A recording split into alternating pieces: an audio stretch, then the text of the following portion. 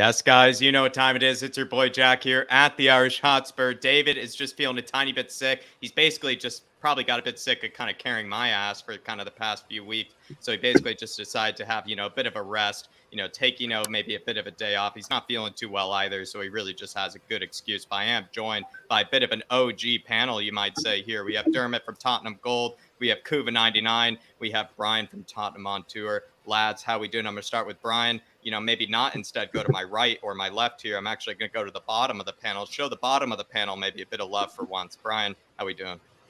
After that, I feel honoured. I feel honoured that we've come to the bottom. The bottom of the panel's never shown any love, in the beginning, in the introduction. Well, there we go. So much love to me and much love to Kuva here at the lonely place at the bottom. But yeah, no, all good. Like I said, I got a nasty cough that I'm battling, so I finally got some cough syrup. And the last time I had cough syrup, we got battered by Bayern Munich, and I got very, very. I basically done this whole bottle and didn't realise the effects it would have on me, which was fun. Maybe but that's not happening.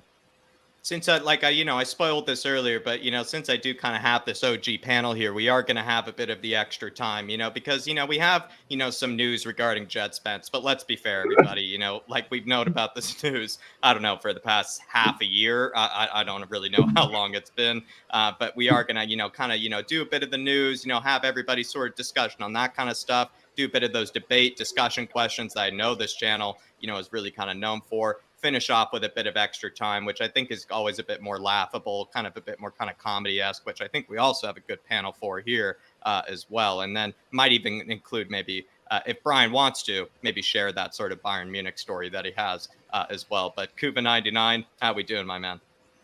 Doing well here, Jack. Thanks. Nice bit more transfer news today. Keeps you going in this heat, doesn't it? I don't know if it's keeping you going. It's probably going to make you melt because you're in agony. I can tell, Kuva. So you don't need to sell it any better. But it's good to see you in here. Got the slushy machine on the go, ice maker on the go, fridge full of cold Coke. It's all right. I can cope. The cold Coke. That does sound. I'm quite envious of that. Dermot, how you doing, my man?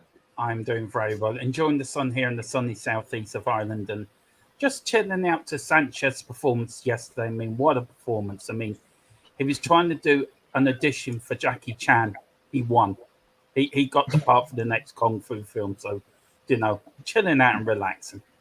I guess we'll debate later, whether Eric Dyer, actually played a part in that Jackie Chan film of Davinson Sanchez, or whether we think he had nothing to do with it. That'll be an interesting debate topic later, because David had a lot to say about that. And I figured we kind of continue on that as much as, people maybe thought that, David had his say. It seems like people are really interested in that sort of debate. So we'll keep it going. But we are going to say hello to the Harris Army before we get started on a bit of the news here. We do have Kieran on the house. Good to see you, my man, Kieran. He says, Sanchez is not first choice. Dyer, Romero, Davies, and Langley are the first choice. Sanchez is a backup. And whether the question really is tonight, is he actually a viable backup? Is he a reliable backup? Is going to be the question there, Kieran. But we will talk about it later. Good to see you in the chat, man. Nice and early as well. Derek Smith saying, Tottenham do not have the buying power of Man City. Sanchez is a good rotational player with Romero on the right. Keep him and spend in other areas for central center back, as well as a cam. I mean, to be fair, we aren't a Man City, and do maybe teams like Spurs have to maybe, relegate themselves or, not, think higher than Sanchez. Maybe Sanchez is more a level. I'd like to think that we can still do better than Sanchez, Derek, but it is a good point you make there. Steven is in the house. Good to see you. Saying, I'm looking forward to the show. Some of our defending was pathetic yesterday. It's kind of the topic at hand right now, Steven, and it's good to see you in here, my man. 164 Spur. I believe I saw him actually on Bob Spurs earlier, just really briefly when I just tuned in, and it's good to see you, my man. Tottenham Gold in the house, of course. Nice to see you, Dermot. Mick is in the house saying, good evening, Jack and Dave. Big up, Mick. Everybody in the house. Just by the way, David is just not feeling very well after he's been carrying me for so long. So he is, just going to try to recover before we, go again for that sort of Sevilla, watch along day and everything. So he's basically just recovering himself, everybody. If you are in the house, good to see you, Mick. We have Conga in the house. Good to see you. Sukil. And then as well as the Roman numerals, man, saying keep Tanganga and as Romero's understudy, then use Sanchez and Reguilon and a swap with Sevilla. That is kind of going to be my sort of suggestion, except I might include Jules Koundé in that sort of swap deal, Roman numerals. Let me know what you think about that. The hottest Spurs in the house saying, good evening, comrades. Ali Gold poured cold water on the Koundé deal. But I'm still hopeful. That same here, the Hotspur, same here, still very hopeful because Reguilon is supposed to be headed to Sevilla. So maybe we might have a cheeky swap deal, included in there. We have Andy Crosby in the house. We have Paul in the house. Good to see you. We have Zoe saying Kunde as a Sanchez replacement.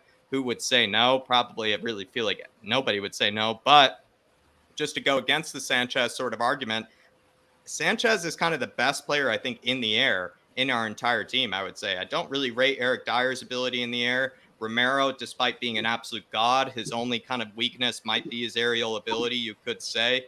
Ben Davies, sort of decent, but not, spectacular. We don't really have that many good players in the air. And if you bring in someone like Kunde, you're not really fixing that problem, I must say. So that could be an interesting sort of kind of problem that wouldn't really be addressed further. Yeah, Kuva. Sanchez in the air, he was sensational. It's when the plane landed and we had to play football, the problem started. I actually think he's a number 9, Kuva. Have you ever heard of this story that I've had where I actually think he looks he looks more coordinated the further he is away from the defense? The ball does usually end up in the net, so it's a good shot. Maybe I think kitchen sink time instead of bringing on, Sanchez as a center back, you bring him on as a third striker. Sink instead, yeah. Bring him on as a third striker. You probably you can always plug a kitchen sink, can't you? He's the only player that you would probably have left. Once you run out of ideas, just throw Sanchez on the pitch, see what he can do, because he knows how to bury it in the opposition box. Big up, though, Zoe. And like I said, Kunde, maybe when you bring on Kunde, doesn't really solve that problem there. Big up, though, Zoe. Spursy in the house. Good to see you. We also have Shamu saying, Ali Gold said there's no truth in the Kunde links, so wouldn't get your hopes up. Yeah, I know, my man. But at the same time, I am going to get my hopes up because that's the sort of kind of guy I am. King Hoddle says, Conte has now said that we looked at every position, decided what was needed, and we did it, and that the club did really well. End of the debate from the horse's mouth himself, fully backed. I feel like he means about 80 to 90% of that. Like, I think he's happy with what's been done so far. But I think he's sort of like, because that was the original deal, King Hoddle. Like he said, he wanted about 5 or 6 signings, I believe, guys. He said by the time, he sort of reached preseason and everything, he more or less has gotten that. But I feel like there's still obvious holes, still in the squad. So for him to say that he's totally satisfied, I don't really know if he really means that. Or maybe he's just not as, maybe ambitious as we are. But I really doubt that. I think he is just maybe saying that not to cause any sort of stir or anything, because he is getting, for the most part, plenty of signings so far. So I think King Hoddle, though, that is a very worthy quote to consider, though, my man. Do appreciate it. Welsh gals in the house. Good to see you. I am going to speed it up because we do got plenty of questions to get to and news. We have Adrian Troca in the house. Good to see you, Adrian. Lazy 8. Good to see him, my man. Nick. Especially Nick, the absolute legend. Just going to say hello to some of the members here. Ben Coppin in the house saying good evening, everybody. If you smell, I can't do the la la la part, but I'm going to do that. I'm going to do like an opera sort of version of it. That really worked. I was thinking, Jack, you went opera. I was very impressed with that. Yeah, I can't do David's. Why would I try David's impersonation? Maybe make David, try mine. Right? Maybe he can do a better version of mine. I'm going to go for the opera one. There you are, Ben. If you want me to try it again, I'll do it a bit later. But I am running behind here, and I know people are probably a bit upset because we have a bit of news to get to, my man. But good to see you. We got Moondog in the house. Absolute legend. Always good to see Moondog. And we do have Craig Bowler. Good to see you, Craig. Raymond Simpson. Good to see you, Raymond. Tequila 316. Tequila, if you did not see, I did use your quote yesterday when it comes to Sanchez and NS Mira. I did use it, by the way, my man. I'll try to find the clip for you. But big up, brother. We have Wemberley in the house. ATX Gaming. Eamon Burns. And I do have Moondog Super Chat saying, get rid of Satchel as soon as possible.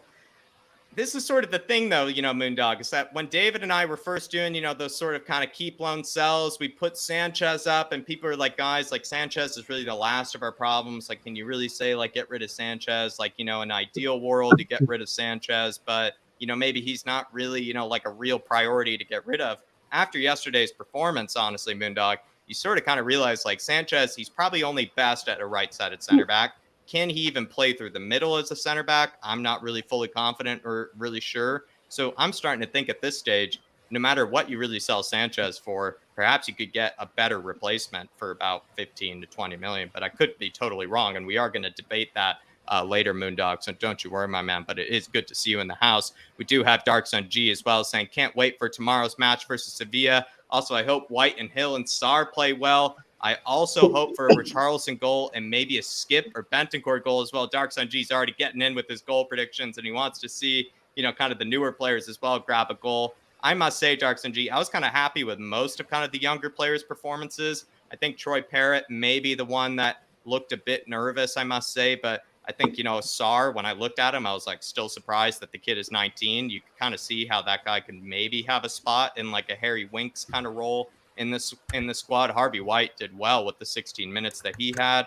Brian Hill, I mean, I probably have the biggest bias and the biggest goggle lenses when it comes to Hill Messi in the world, but I thought he actually did a pretty decent job in the first half. But, I know I have huge bias there. And then when it comes to Richarlison, just unlucky not to score. I think he did everything else right, just unlucky not to score. And then Skip or Bentancur, to be fair, like that whole experiment of maybe doing Skip and Bentancur as the pivot, it looked pretty strong. It looked pretty solid. So I don't know about you guys, but I maybe just go to one person here. Kuva, what are your thoughts on the fact that any one of these things that, Darks and G said, Skip and Bentancur together, we got to see that work. Brian Hill, I'll be honest, looked pretty decent, but you could shoot me down there. Harvey White did really well with his 16 minutes. Anything Darks and G said there that popped out to you? I think out of those players, it was Harvey White that stood out for me. His reading of the game and his timing and the tackles was excellent. Used the ball well. I think Sarr didn't look out of place at all. Did a solid job. Hill looked full of promise, but was there really a lot on the end of it? Was there a lot of end product? I don't know. Could be. Didn't look convincing, but he didn't look terrible either. I think the Skip started off pretty slow, but he grew into the game, got better and better as the game went along. I thought that was really good. A sign of how he's progressing. He started doing more of those sort of trademark surging runs from his own half with the ball, and then really aggressively getting forward towards the end. Otherwise, Richarlison. I thought he had a really good debut. He did a bit of everything, got a chance to play in each of those forward slots, and certainly didn't disgrace himself. A few little nice flicks and tricks, and got in the positions well. Showed a bit of strength and hold up play. I was very happy with what he did, considering that's his debut. Yeah, and to be fair, Dark Sun G, the rest of the players that you mentioned there, I don't really think they like exactly had any poor games at all. Maybe Papa Montasar might be the only one that you wanted to see a bit more, but I don't know. Like, I think he didn't really put himself, in any sort of bad rep or anything at all. So I'm actually really excited with how the Sevilla game will turn out, my man. And we are going to be wearing some pretty shocking kits for that Sevilla game, which we will be discussing later, Dark Sun G. So big up, my man. Thank you for the support. As always, we do have Moondog saying, get rid of Dyer for taking the mick out of me. Yeah, I mean, I don't know. Daigle, I'm pretty sure you're aware with Moondog's bets. This guy, is practically, I don't know, wasted. I don't know if wasted. It's just like Dyer has just sort of kind of burned him or conned him, out of all these sort of 2-pound bets that he's put in. And finally, in a preseason game, he pulls out a stunner from 40 yards with his weak foot. I don't really know. Is Eric Dyer maybe aware of Moondog's bets, do you think? Who knows, mate? Who knows what they watch and what they do? It's just Sod's law, isn't it? It's like when you do the lottery every single week, and then the one week you don't do your numbers, boom, up they pop. This is the one fan Eric Dyer pays attention to. It's Sod's law, but it was a great goal. But let's face it, if that was in the Premier League, he's not having that time and space. Fair. And I think the goalkeeper might have dealt with it better. But there's no taking away from it. He took the opportunity well. It was a great goal. But yeah, maybe Moondog, maybe he's watching. Big up Moondog, my man. And honestly, you're just gonna have to maybe just go back into the rabbit hole of the Eric Dyer bets and just see how it goes. But it is a very scary rabbit hole in that. Leighton Evelyn saying Sanchez pace bails him out so many times. Please keep him. That is actually an interesting thought. Dermot, do you feel like, before we really get into the Sanchez's questions, and whatnot, just kind of quick thoughts here, for Leighton, because I know people are tired of listening to me. Do you feel like Sanchez, is his pace, something that kind of bails him out? Not all the time. I mean, for me, Sanchez has got worse as he's gone on. He's got a bit slower. He's getting a bit older now. And I just don't think he's a good defender. And last season, so many times, he let us down. And we can't keep having him, at the back, letting us down if we're coming up to big games this season. I know there's some people that love him, some people want him gone. I'm in the camp that I think he needs to go.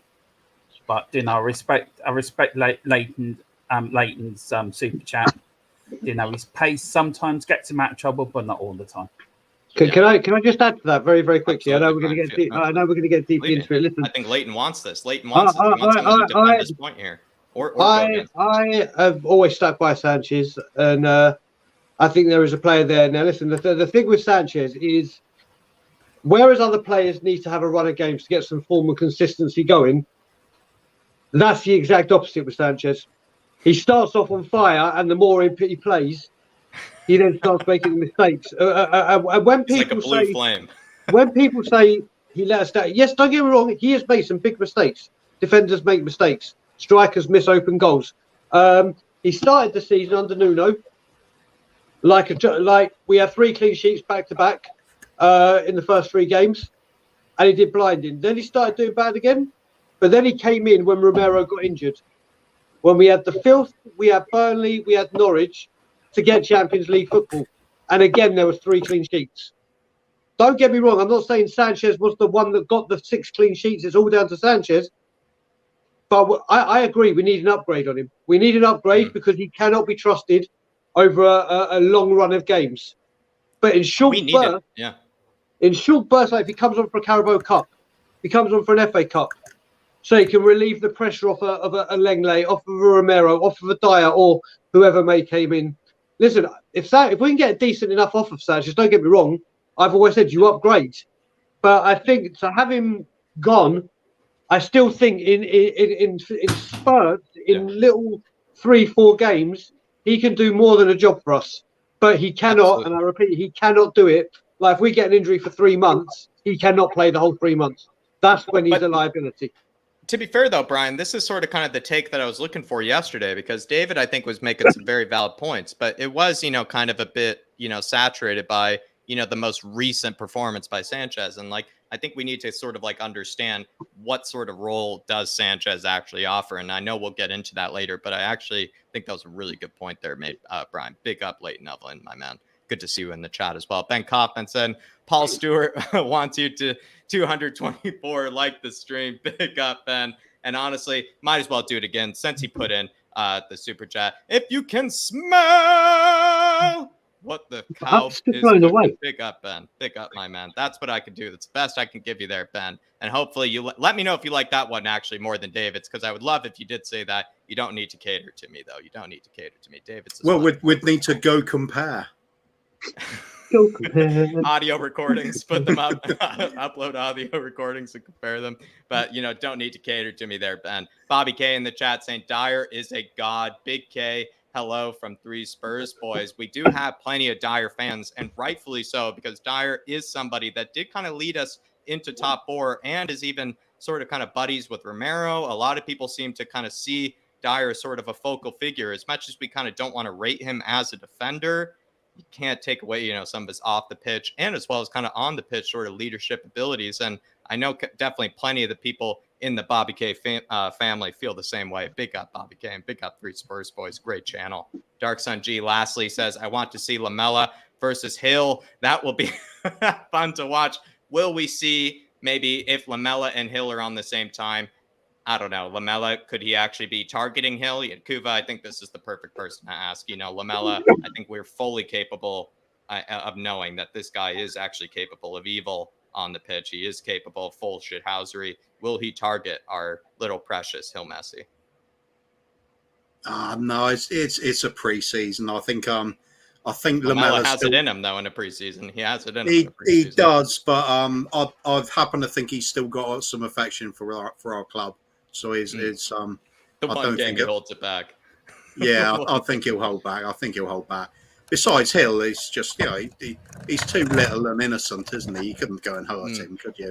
You'd feel bad. Hard to really grit your teeth looking at a Brian Hill. Hard to really grit your teeth, looking at a Brian It is. Hill. It's like getting angry at listening to the Beatles, isn't it? It's even if you don't particularly like the track, it's the Beatles. So it's like, just leave them. No, I think Jan Vertonghen's quote. Once the players, once they saw Lamela leave, they could finally, stop wearing shin pads and training. So potentially, in preseason, it's actually a similar story. So as much as I agree with you, Kuva, maybe it is a different story with Lamela. I suppose there could be truth to it. Yeah. We'll see, because it's an interesting one anyway.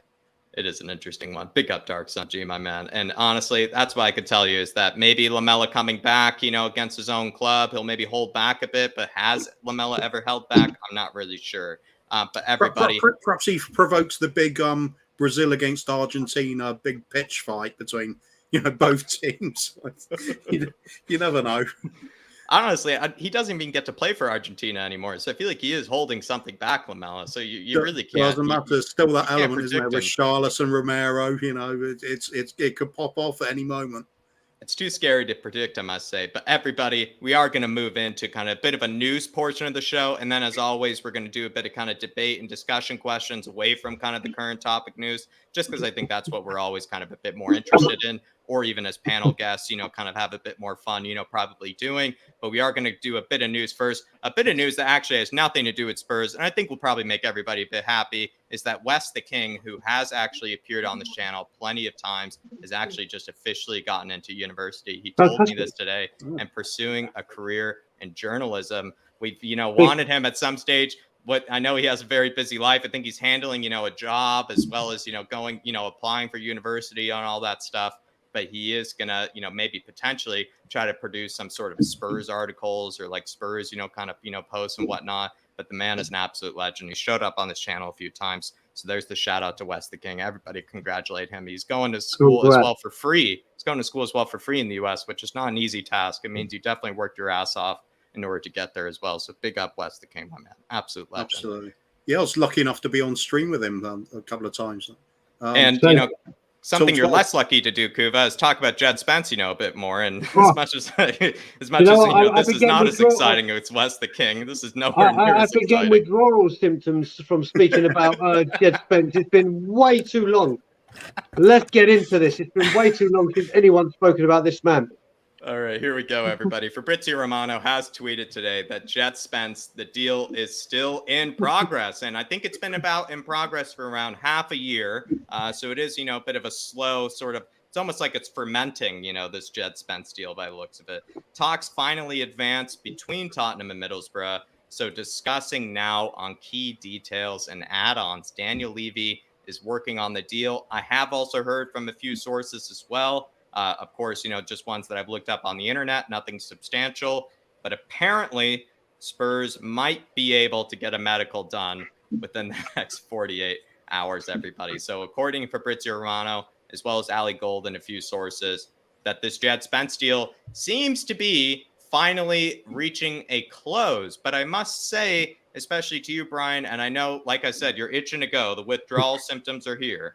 But it feels like we've heard this statement, I don't know, about a month ago, 2 months ago, 3 months ago. Like I said, half a year. It almost seems like I've known about this guy.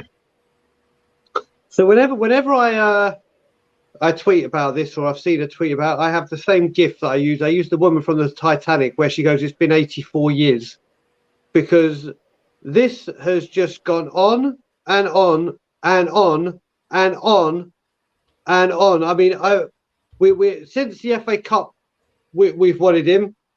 We've known that we've wanted him. We've made an approach. We've been dealing with the approach. There was 5 million apart. Then that 5 million, we won the negotiation to get it down to 1 million. Then we all went quiet. And now we're close to we've had a breakthrough, and we're close, but we're just working out on the add-ons and the key factors. Which is just I don't. Is fermenting the right word? Is fermenting the right word? Like, could this be a lager maybe served, at the Tottenham Hotspur Stadium? This has got when we signed George, Kevin, and Kudu, Clinton and G, even Jan Vertonghen. When we signed Jan Vertonghen, this took about 6 weeks to get over the line. It's just another one of these that are just going on for ages. Is it a Tomiyasu situation that actually got done? Because I think the Tomiyasu one was kind of like for 70 weeks, but it never actually happened. And Jed Spence, we were thinking was going to be the same situation, but actually it happened this time. Yeah, I think this one gets over the line. I really do. Look, we're advancing into the advanced stages now. We just need to advance into the final stages, and then the final stages will become. It's just got to get done. It is the most boring story I remember having as a Spurs fan for a long time. It's like this just needs to be done. This is the key position that we need the strengthening in, and it just needs to get done. It just needs to get done. Let's just hope that this weekend the medical does get booked. But if the medical isn't this weekend, this whole nonsense is going to start up again. But hopefully, for our own sanity, we're getting to the end of this saga, because that's what it's become. It's become a saga. It has become a saga. Dermot, in your eyes, what do you think is, kind of, the lack of excitement from Jed Spence comes from? Is it just because we've known about this guy for so long that you just sort of don't really care anymore? Is that kind of, the secret behind it? I think so. I mean, I watched him quite a lot last season, and I was impressed with him. I thought he had a good season. But Daniel Levy, he must be the worst businessman going for doing deals. Honestly. I mean, this should have been done months ago. They should have gone in with the price, do with the add-ons, get what Middlesbrough want, get the player in. This has just been going on too long, and I think I'm just bored of it now. I think, the excitement of getting him in, because I really like him. I really think he's a great player. He had a great season last year, and I'm just getting bored of it now. I just want it done, and I just think it's too long. It's far too long. It should have been done a long time ago. It should have been done a long time ago. Kuva, I know you're also itching with excitement here about this Jed Spence deal. It seems like it's one of those things that, you've just been waiting to get done. You've been, so excited to talk about it. Now that it's finally going to be done soon or later, as we joked in the background, how do you feel? Any different? I think we've been waiting for Jed Spence. There's news of him arriving since the moment he was being conceived. It's just one of those ones. We're missing out now. If we were going to get him anyway, why didn't we get him in plenty of time so he could have been on that trip over to Korea, join in with the training, get used to the new teammates?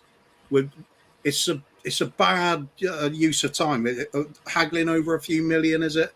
Sounds like a Levy sort of thing. People say, "Oh no, he's just a good negotiator." He said himself he enjoys that bit of it, the haggling, the sort of battle to be had with negotiations. It costs us. All that time spent when he could have been training with his new teammates is vital times. For a start, he's missing out on the fitness training, which, as we know, is intense.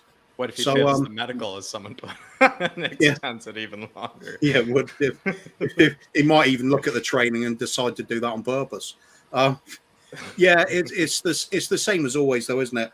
Even when we start to do something right, it drags on and on and on, and then suddenly takes the sting out of any forward momentum we were getting. So that's the trouble. Should have been done a long time ago. So should any other signings we were going to get. That was what was looking so promising a few weeks ago, that we were actually doing it. This is sort of the one that has the most Tottenham sort of elements to it, though, because a lot of the other ones were sort of done out of the blue, kind of Paratici style, where, we're looking at this player for 4 weeks. All of a sudden, this guy, shows up, and everything. And it seems like this one is just, I don't know. I guess, like we said, there were going to be at least 2 or 3 very Spursy sort of signings, at the end of the day. And maybe this Jed Spence one is that sort of Spursy signing, at least in my eyes. I don't really know what else I really have to add, unless anybody, has anything else to add about the Jed Spence thing before we move on here. Yeah, Brian. Yeah, all I will add is I want him to become a Spurs player. I'm very excited by what he can do. I just don't think he's ready this season. I reckon in a couple of seasons, he's going to be right up there. I think he's got such a high ceiling, but we're talking about the now. And people like Perisic coming in, who is ready now. But Richarlison, Basuma, already now have played elite level football. Maybe not Richarlison so much, but he's played representative for Brazil. He's played in the Premier League for 4 years. I just don't see Jed Spence being the player we need for this season. Couple of years time, 3 years onwards, wonderful. I think he'll be an England international. I really do like what I see with him. I just don't think for this season it's right. What's up, Danny Kiriakou? It's just not for this season potentially, but I would say, to be a bit of an optimistic, the one thing I must say is, as much as I love to defend Emerson, to the death, the one thing Jed Spence brings that Emerson doesn't bring, or even really 2 degrees Sessegnon, or even Reguilon, is that ability to take it past his man, is that ability to have the confidence to dribble past his guy. He is one of the best in the championship when it comes to that regard. I feel like he is going to bring that sort of element to the Premier League as well. That is his best attribute, is sort of that dribbling ability of his to just kind of get a bit of space, to be able to take it past somebody. It's something that Emerson is so poor at that he has to take it inside the pitch every single time. He can never take him around the outside. So I am interested, is Jed Spence, despite being very raw, I will admit, very raw, does he sort of have attributes already in his locker that really no other fullback kind of has, in this team? And I know that's really low expectations, but that's the sort of optimism that I can bring maybe about Jed Spence. But again, if anybody has any, Cooper. I think you're right in pointing out he's got that ability to go past the player. He's willing to do it as well. That's one willing thing to for do sure. It is a good point too. He wants to get the ball. He wants to take the player on. But, and this is the crucial bit, I spot a little bit of the Lucas Moura there. He'll do that part fine. He can look really good. But his actual pass at the end of it seemed to be very hit and miss. That is very Lucas Moura-esque. Yeah, do all the right things before you lead to the final pass, before you lead to the final So point. if he's not got that final ball, is it really upgrading from Emerson? It's just Emerson that can go past the player and still no cross. That's no good either. Question. To be fair, I think Spence is a better player than Emerson. To be fair, and I think he will become a better player than Emerson. I agree with Brian. He probably won't be for this season, but we need him in now to round the first team, to get used to it, to get used to Conte's methods and training, and use him in cup games and use him, get him into the Premier League. And as Brian said, next season, you watch this kid go, he will fly. And absolutely. I think he will become a real good player. And I really enjoyed watching him last season in the Championship because he was a joy to watch. Love that. And you know what? The exact optimism we needed came from Dermot there, to maybe seal the sort of Jed Spence situation, and maybe a bit of the Jed Spence discussion. If you feel like anybody, we didn't get, what you wanted to discuss about Jed Spence, feel free to throw it in a super chat. But we are going to keep getting through the news because we do have some topics that I do want to ask this panel. We're going to talk about Japhet Tanganga to Newcastle United. I don't really have much information on this, apart from the fact that he was maybe sort of linked to a move to AC Milan. Now it seems like Newcastle United are actually the club that are more interested in him. And apparently Spurs would be more also interested. I know that is horrible grammar there, but that is how I phrased it. That Newcastle would be sort of the preferred destination if he were to go for a loan with an option to buy kind of situation. For you, kind of Dermot, Tanganga, would you rather him go to AC Milan or would you rather him go to Newcastle? I would rather he go to AC Milan, not to another Premier League club. I've got a funny feeling about when we sell players to other Premier League clubs, they can come back and bite you on the backside. And I think with Tanganga, I think there is a good player there, but I think if he went to Italy, that'd be more suited for him. But if he's looking for the money, then he'll go to Newcastle. Interesting. Brian, for you, Dermot, do you feel like he's better suited for a Serie A club, or do you think he's better suited for kind of a Newcastle? I think he's better suited to Italian football. I kind of agree. I think he'd go up to Newcastle, and I think he'd be in the same situation he is now. He'll start playing all the time, and then if he's not doing the job, Newcastle just go and buy another player. Where in Italy and AC Milan, he might be given the time to develop. And it's a lot slower football over there anyway, so it might just suit him a lot more than the Premier League does. But I hope he goes to AC Milan. Interesting. I kind of agree, because if we were able to keep him, I feel like maybe a loan move to perhaps a foreign league might be better for his development, because I feel like Tanganga knows the Premier League kind of at this stage. I don't know what you think, Brian. Do you want to keep Tanganga? If you were to keep Tanganga, where would you want to see him go between Newcastle and AC Milan? Well, if it was a loan with an option to buy, I can see why Tottenham want to give it to Newcastle, because they'll get more money from Newcastle. Yep. It's fairly obvious. I I like Tanganga. I really do like Tanganga. He's just been, this injury problem is a big problem, and apparently Conte said that it's for a guy at his age and the injuries he's picking up. It doesn't bode well for his future career.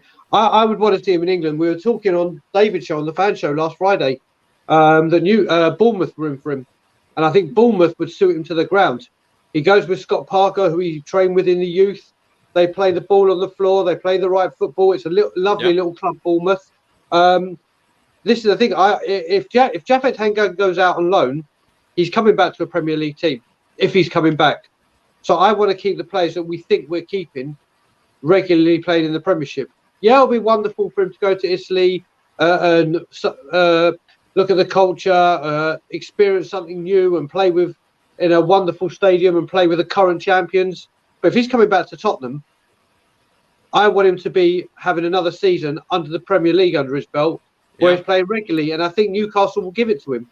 So if it was looking more of a buy, as in off you go, you're leaving the club now, then I'm not too fussed where he goes. But if it's a loan, then I'd like him to stay in the Premier League. He can't play against us, so I'll keep in the Premiership.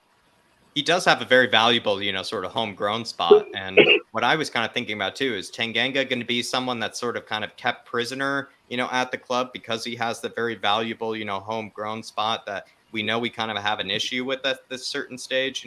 Brian, is just a quick follow-up. Will Spurs, be kind of considering that, like if they get rid of Tanganga, they have to find, sort of some sort of homegrown replacement, in his favor. Well, they got. I mean, same true. I've said it. I think there's still a big fish we're reeling in. I think Paratici is is cooking something behind the scenes that's gone so quiet that it's just going to explode and go. That's why I think may be happening. So I think there is another England player coming in. I think there is or a homegrown player, shall I say? It's something we've got to be very, very wary of. When you look at this. Who else? We should be losing Harry Winks, or we're led to believe we are. So that's another one. I'm sure Spurs have done their due diligence because we're not going to go into Europe in the Champions Harvey League. White, Skip are sort of the replacements. There you go. There you go. Yeah. I mean, Harvey White. You have to consider it if you let Tanganga go. You have to, realize it's not just like letting a Sanchez go, or something where it's a foreign spot, that's easy to replace. It's a very hard position to replace. Kuva, any strong opinions about this Tanganga thing, or would you like to move on to the next bit of news? It feels like I said this quite a few times about him, but I really like his attitude. I like his athleticism. Yeah. He gets stuck in. He's got great leap. Really does outperform players a lot bigger than him in the air. But at the end of the day, injury prone, and I don't think he's good enough yet. So. Will he ever be? I've got my doubts. So if we're looking to keep him, definitely I want to see him stay in the Premiership, because although Italy might suit him better, we're going to want him to be used to playing against players in the Premiership. So get the experience. If we're not bothered, don't care who we sell him to. Then just whoever offers the most. It doesn't matter. He's if it's to one of our rivals, so be it. If he's not good enough for him, then they're welcome to him. If we're not good enough for us, then they're welcome to him. Yeah. I kind of agree with that sort of sentiment that, if Spurs do want to keep him around, is actually a loan move to Italy really the best for his development? The only reason I think that is just because maybe there's sort of that technical ability that he could learn, maybe in Italy, but is only 1 year enough? And going to a club like AC Milan that are trying to win a title, again, I doubt he's really going to play very much. So the AC Milan move actually makes less sense. If it were to like a Sampdoria or like an Udinese or something like that, I could actually see him, maybe getting a lot of playing time, learning a lot over there. But for an AC Milan, I just don't really see. Yes, it's a fair point. In Italy, I suppose he would get more time on the ball. He'd become more comfortable using. But not at AC Milan, where he's competing with Tomori, Kier, all those. Yeah. I mean, just the Italian league in general is a little bit less frantic than Premier League, isn't it? So it might help him. Doesn't matter if we're not aiming to keep him anyway. It doesn't matter, does it? Wherever he can get a good deal for himself. And like King Hoddle said, like there might be a lot of sentimentality, kind of connected to Tanganga. So is he really like someone that it's actually worth keeping around to figure out whether he's actually good enough. I think either you or Brian said that. And that is kind of a real question. Like, will he ever be good enough for Spurs? It's kind of something worth considering. We are going to talk about a bit of a... Oh, yeah. Yeah. Just going to say, I think we got enough talent coming through with the likes of Harvey White and Divine, Alfie Divine and people like that. We don't have to worry about it too much in the future. And also, just quickly, surprised no links to Mourinho. I think there was at one stage, but... Rodon, right. That was it. Rodon was the one, but that was... I guess sort of just any center back under Mourinho that Mourinho seemed to like, because he didn't like anybody but Toby. Seemed to be the case. Everybody else, he really didn't like. So that is a good point there. We are going to move on to maybe a bit of kind of the away kit discussion, everybody. And mostly because it has been sort of released today in some sort of kind of, odd fashion where they, decided to put the pics of Højbjerg, the pics of Sonny and everything up on the internet. The away kit Spurs will be turning up in their new away kit for next season on Saturday against Sevilla. The club have just described it, everybody, and these are their words, as a deep lapis, blue shade, finished with black sleeves and flashes of volt on the neckline and cuffs, with the club's famous cockerel emblem front and center. The kit is a part of the club's 5-part Dare to Do series. This kit seems to be unanimously disliked by the Spurs fans, with some fans on Twitter saying, how can a kit be so bad that everyone unanimously agrees that it's bad? I feel like that is probably one of the most damning statements I've ever heard about a kit, because I really can't point to the last time a kit that everybody agreed on was bad. Another fan even went as far to say is that no way we're turning up to Bayern Munich on a Wednesday night in swimsuits, he said. So in terms of, this whole kind of kit controversy, at least my thoughts on it before I kind of get to the panel, I'm kind of more of a simple kit kind of lover. I do love a good collar. I do love kind of a good kind of Adidas stripe as well. I kind of am just that sort of my style. But I do feel like the home kit they actually got right this season. I know there was this big controversy about the home kit was not really, seen as kind of, likable enough. I feel like it does actually look quite good. I do kind of like how they did it. But I must say, ever since Nike has been the new sponsor, I feel like they've been sort of dropping the ball. And kind of in my personal opinion, they sort of seem a bit overrated, a lot of the kits that Nike's been producing, not even for Spurs, but for other clubs. Like I remember Liverpool kind of recently switched to Nike. I haven't been liking their kits as well. A lot of people thought theirs were kind of a bit of a disaster. I feel like Nike's kits are a bit overdone. I feel like they're kind of a bit overthought, if you know what I mean by that. Like they kind of put too much thinking into it instead of going for the more simple approach that everybody will kind of unanimously like. And then lastly, I feel like that purple kit from last season, if you do remember it, that was the one that I feel like I never got used to. I feel like kits, even if they are bad, you can eventually kind of get used to them. You sort of kind of forget that they're a bad kit. I feel like the Galaxy kit from last season is a good example. I did not like that Galaxy kit of Spurs's from last season, but eventually I sort of kind of got used to it, kind of, blocked it out of my mind. But the purple kit was that one that I just could never get used to. It just was that disgusting, to me. So I am going to ask the whole panel here, and I am going to start with Dermot. Dermot, this sort of third kit, and I am going to maybe use a model here, for example, just to give, a better representation of what it might look like on a professional athlete, if you know what I mean by that, on a professional athlete. When you see it, like this, is this, like that third kit from last season, that purple kit that just continue to look awful, the whole time? Or is it, something that eventually will grow on you? I don't want to upset Brian, right? Great fella that's wearing it, absolute legend of his sport. But every time I see that top, I want to go for a swim. I mean, that's how that top makes me. I mean, I so dislike it. I really do. I think it's horrible. It's one of the worst kits I have ever seen. Now, I prefer the Adidas kits, personally, and the 86, 87 kit. That kit is awful. Whoever designed that must have been drunk, high, or just... That must have been thought, oh no, I'm just going to take your Mickey out of a club in this next season. It's awful. It really is. One word is described for this, Brian here, and it's, done by Kuva, or done by Moondog, and he says one word that describes that strip is shite. Do you feel the same way? Yeah, I only use another word, which is horrific. Absolutely horrific. I've said this on many a stream over the year. when we signed Nike, I was so excited. I was like, right, we got a big player now. We got a big time sports manufacturer now. This is going to be it. And I've just not. It's just not been good. It's just not been good. And Joe, even with the home kit, the last 3 home kits have looked exactly the same, the same. But the only problem, and I don't get me wrong, I don't mind a white plain shirt, but put a collar on it one season. Do a V-neck. Do something bloody different. Just literally do something different. I wish we'd never left Under Armour. I absolutely loved Under Armour, which is also used by my man The Rock over here. But the one thing, and I don't know if it's me being old-fashioned or what it is, and I don't know what people in the chat feel, I hate that the cockerel is not on the heart. That cockerel should always be on the heart. People are saying, yeah, in the centre, it's new, it's... But no. You wear the cockerel, you kiss the badge, it's on your heart. I hate that it's there. I hate this fucking glow in the dark bit. What happens if there's a power cut? Tottenham can carry on playing because we've got fucking cycle proficiency. I'm appalled by it. I know some people here said they've got it and it looks better in person. This is personal preference. If you enjoy it and you like it, that's your bag, that's your deal, perfect. But for me, this is the biggest disappointment. But the biggest one is, like I said, the cockerel not being in the middle.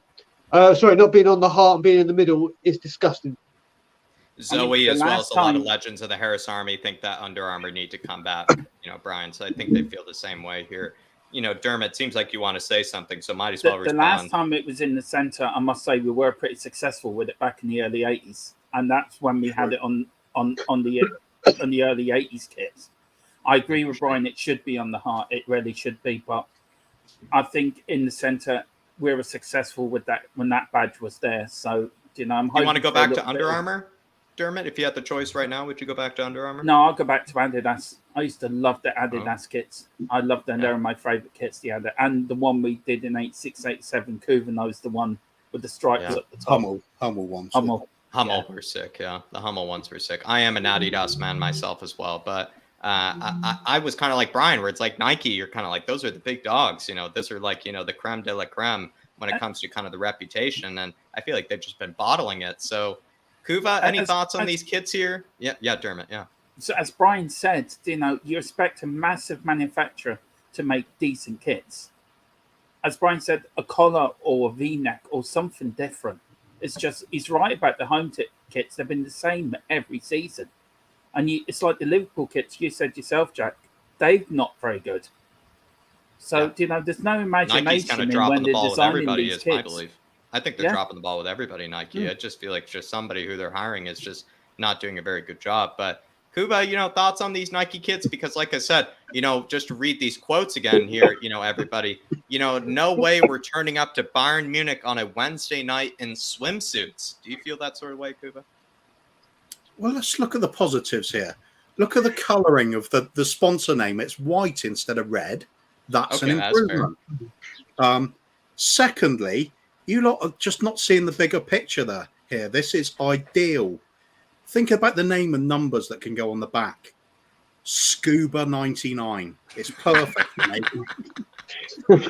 I could be rocking that with my own air Cave supply, Explorer goggles and snorkel. No problem. That is beachwear for me. Get David Attenborough on the bottom. Got a modelling career for you now in the summer. Deep sea exploration. Exploration. Absolutely. Bring it on. Do you feel like Kuva, it's a sort of kit that you'll grow into a kit that you feel like over let's say 6 months into the season? No, move on. Moving on from there. DG says, my wife asked me about the away kit today. He just said no. There you are. It feels also like a kit that if only you had six-pack muscles and sort of kind of the body like The Rock, then maybe you could pull it off. And even The Rock is sort of struggling, to pull it off there in those jeans and everything. So if you have full confidence, DG, the thing is as well, this shirt was being released. Like we saw these mock ones of this one about 2 years ago. Yeah. And for 2 years ago, when people were saying this on social media, the majority were saying like what we're all saying now. Yet still it goes ahead. And if you look at Twitter or anywhere else where these people make up their concept kits, they're a million times better than what Nike are doing. There's people at home designing them and putting them on Twitter going, hey, what do you think of this? And they're a million times better, but they don't pick up on it. Yet when there's ones that like this one where it's been around a couple of years, people go, no, don't like it, it's disgusting, blah, blah, blah. They go and bloody do it. And also, as much as, DG is, saying no to it, DG, I think what you have to consider here is that what Moondog is saying is that it does, come with a handbag, and it does look good with a handbag, actually, this new kit. It's one of those kits that maybe you wouldn't wear around the Tottenham Stadium, but perhaps one that, you want to wear to accentuate the shoulders, kind of show off a bit of the muscles. Like I said, if you kind of have full confidence, in your sort of body, I feel like it is one of those kits that might make you look actually quite good. But it is a very daring kit, in fact, Moondog. But, if it comes with a handbag, I actually might, reconsider it there, because I probably feel like, me in New York and Brooklyn, the fashion's a bit daring, and everything. So if it does come with a handbag, it actually make me reconsider, actually, this kit in general. So Moondog, don't get me any ideas, because I might be buying it tomorrow if that is the case, my man. Big up, though. And then we have Baz Radfire saying, let's win a trophy no matter how powerful our kit is. And I think another quote that I did catch, Baz, was that I don't want to see the one season our club is going to win trophies. These are the kits that we have that season. And I do find that also, quite hilarious and quite damning to what people think of the kits, Baz. Simple. Lift the league trophy in a home match. Yeah. Win all the domestic trophies next season. Don't be the away team. Just win one trophy. Make sure it's at home. I just miss the yellow away kit we used to have.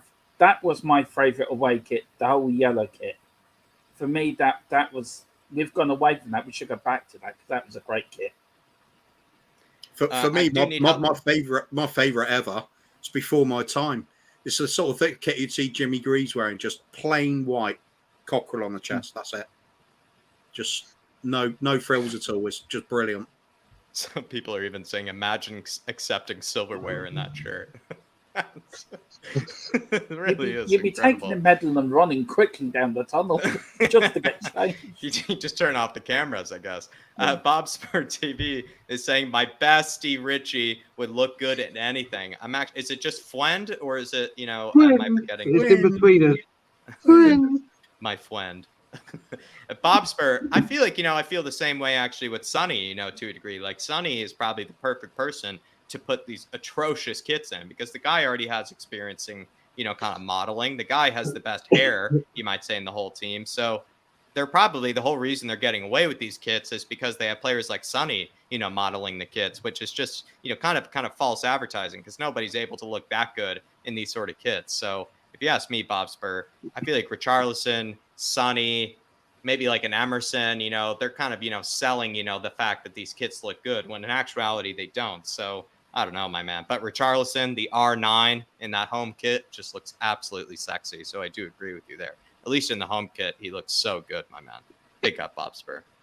William Kelly saying, never rated Nike, overpriced, overrated, complete muck. William Kelly, I kind of have the same notes here down. So any of you, before we kind of move on to the next bit of news here, kind of agree with William Kelly? I kind of wrote down the same thing, where I kind of feel like Nike's kits, as long as they've been in the Premier League, I feel like Nike's kits have always been a bit overrated, a bit overdone, kind of like too much design, too much kind of like, stuff in there. And then always a bit overthought, and anyone here is welcome to jump in. Kuva, Dermot, Brian. Anybody agree with me and William Kelly?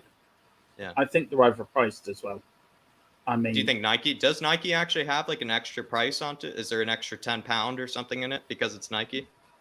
I think so. I mean, Nike have just made awful kits from day one. And I wish we'd just go back to, as the one Brian says, or Hummel or Adidas, just go back to somebody that would make a decent kit. I mean, Nike's kits have been awful. There you are. It seems like those are the strong opinions there, unless Brian or Dave or Kuba have any more. But all I'll say is, obviously, do Nike overthink it, Brian? Like William is saying here, do they overthink it? I don't know if they're overthinking. When we got Nike, obviously, Nike, we all know for their trainers, the Jordans and everything, and they are like the top when it comes to trainers and stuff. Obviously, they do a lot of sport over here, the NFL, blah blah blah blah blah, and a lot of it is good. So they're such a global magnet that when you think when you hear that name and someone mentioned it in the comments, and we've had someone like Pony before, Pony, and you have Nike, they are on different planets, they're in different worlds, and then it's like Jesus Christ. When it comes, it's just been disappointing.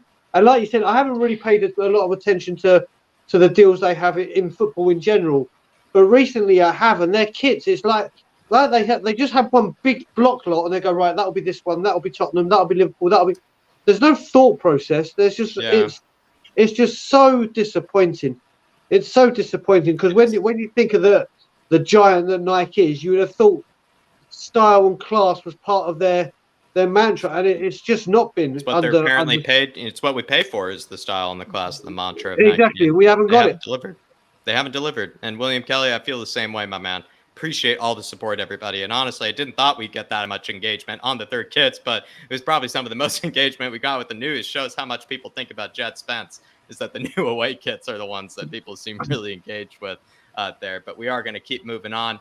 Min-jae wants to sign for Tottenham, but it seems like actually Tottenham do not want Min-jae, which I think is a bit of a disappointment. And also, everybody, when we think about it, Min-jae has been nicknamed the Monster, actually by a lot of Korean fans as well as football fans in general. I don't really know how reliable this source is, but Lewis Oldham from Yahoo Sports is claiming that there are reports Fenerbahce defender and South Korean international Min-jae wants to join Conte's Tottenham despite all of his links to Napoli as well as Everton. Area Napoli and via Sports Witness are reporting that Min-jae is being considered by the Italian side as a replacement for Koulibaly, but the Senegal international is set to join to sign Chelsea, and Napoli are seeing Min-jae as the potential replacement for him, but it is still being reported through Corriere del Mezzogiorno, apologies for my Italian, everybody, that the player is actually, despite his links, being connected to Napoli, wants to join Tottenham. But it is noted that Antonio Conte has made other choices for the heart of this defense.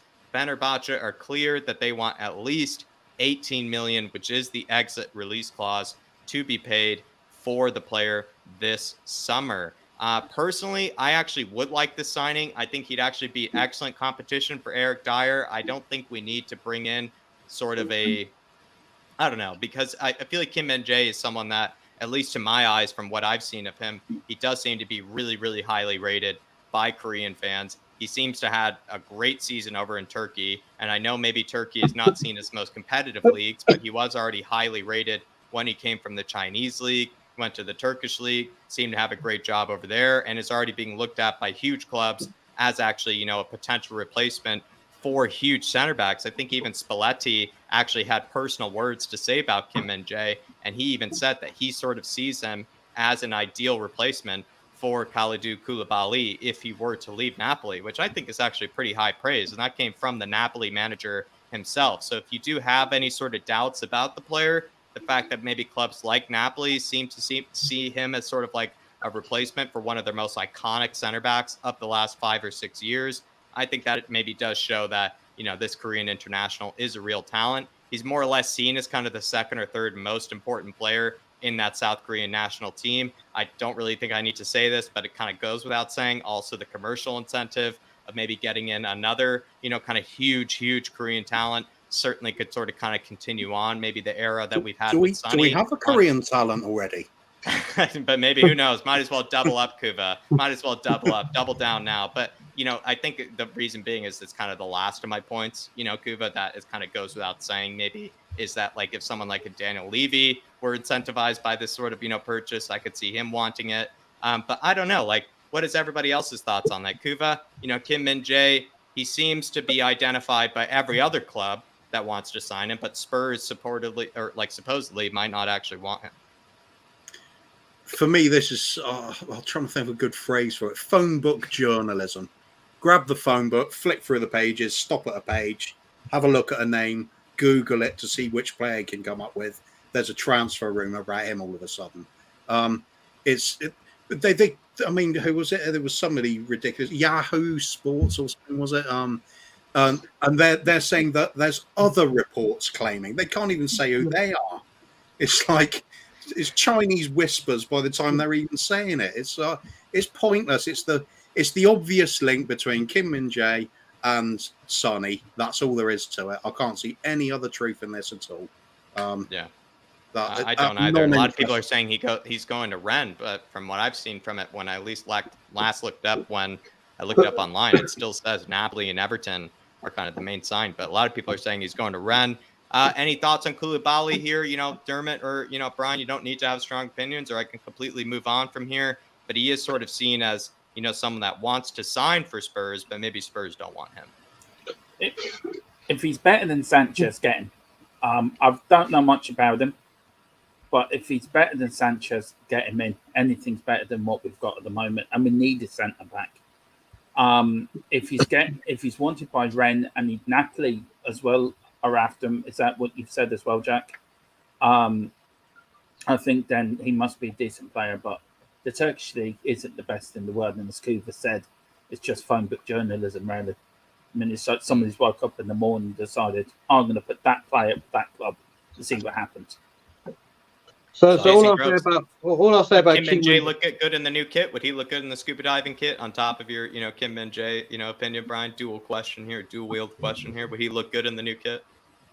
I don't think anyone would look good in the new kit, mate. Honestly, I really, really don't. But look, I believe Tottenham do want him, but it's just not the manager. And 3 managers have gone past, and 3 managers at Tottenham have not wanted this player, but 1 man has. This is such a nonsense of a story. Like Kuva said, it's but Antonio Conte has been linked with Bremer, a Bastoni. Did Conte want this guy in Inter Milan? No, he didn't. Did he want him at Chelsea? No, he didn't. Does he want him at Tottenham? No, he doesn't. Yeah, he even said he apparently doesn't. Yeah. Listen, someone put it in the comments about Chelsea buying quality, we're buying quantity. And you know what we have signed has been quality. But Koulibaly in this team with a Romero, it doesn't even need talking. Why the hell are we not going for him? I mean, if Conte doesn't want him, then fair play. But if we're talking about defenders, one that is looking like he's coming to England and one that wants to come to England, you could ask everyone. I think everyone would say, I want Koulibaly over Kim Min-jae. I think I couldn't even deny that, despite how much I feel like Kim Min-jae might be a bit underrated. I can't deny that, and that's a very good point. Is that Chelsea are buying Koulibaly? Why are we buying Kim Min-jae? I can't say anything else to that. It's simply said. Do you feel the same way, Kuva? Like maybe despite this guy being maybe a bit underrated, according to a lot of fans, there is a big difference between buying Kim Min-jae versus Koulibaly. Yeah, I'll have to. Sorry, Dom, I have to disagree with you a bit there, but I don't think we should just buy anybody to replace Davinson Sanchez. Let's make sure we buy a quality player. Otherwise, we're just doing the same routine again, but only a slightly higher level. Buying Sanchez 2.0. I wasn't meant by anybody for the sake of buying anybody. I just meant by somebody that's better than Sanchez. But I get what you mean. There's Brian's right. Right, you look at the likes of Koulibaly, and that's the sort of player goes straight into most teams. We've got to be looking that kind of level. If anything, you look at what Chelsea need at centre backs at the moment, because they've got to replace some. We should be matching that if we want to stay ahead of them. Because if they're improving more than we are, they become more of a threat again. Because at the moment, I think we're ahead of them on paper. But that can all change pretty quickly if we don't finish off this transfer window strongly, and they do. So, it's get the quality in. We've got the chance right now. It's no good sitting back and then, in 2 seasons, looking back at the time under Conte and going, if only. Let's do it now. But actually go for it. It's not like we're owned by owners who are going to go bankrupt if they chuck a bit of money in the club and go that extra mile. I know they've injected some cash recently and people will say, well, they don't have to go do this, they don't have to do that. But what is their objective overall? Yeah. If it really is to just sit there and milk the cash cow by sitting in 4th place, might as well stop with the transfer window now. It's pointless. Good point. If we actually do want to go on and win some titles, it's now you push the boat out, even if it's uncomfortably spending money. Go and get it. The way you recoup the money is then we work your ass off selling the players we don't want. Let's not miss out on some great few signings left. If we got 3 signings of really high quality, couple of centre back, couple of wing backs, my God, we're going to the season strongly then. Wouldn't matter who Chelsea signed them. We would be in good state. We really would be in a good state to make a challenge for things this season. Definitely.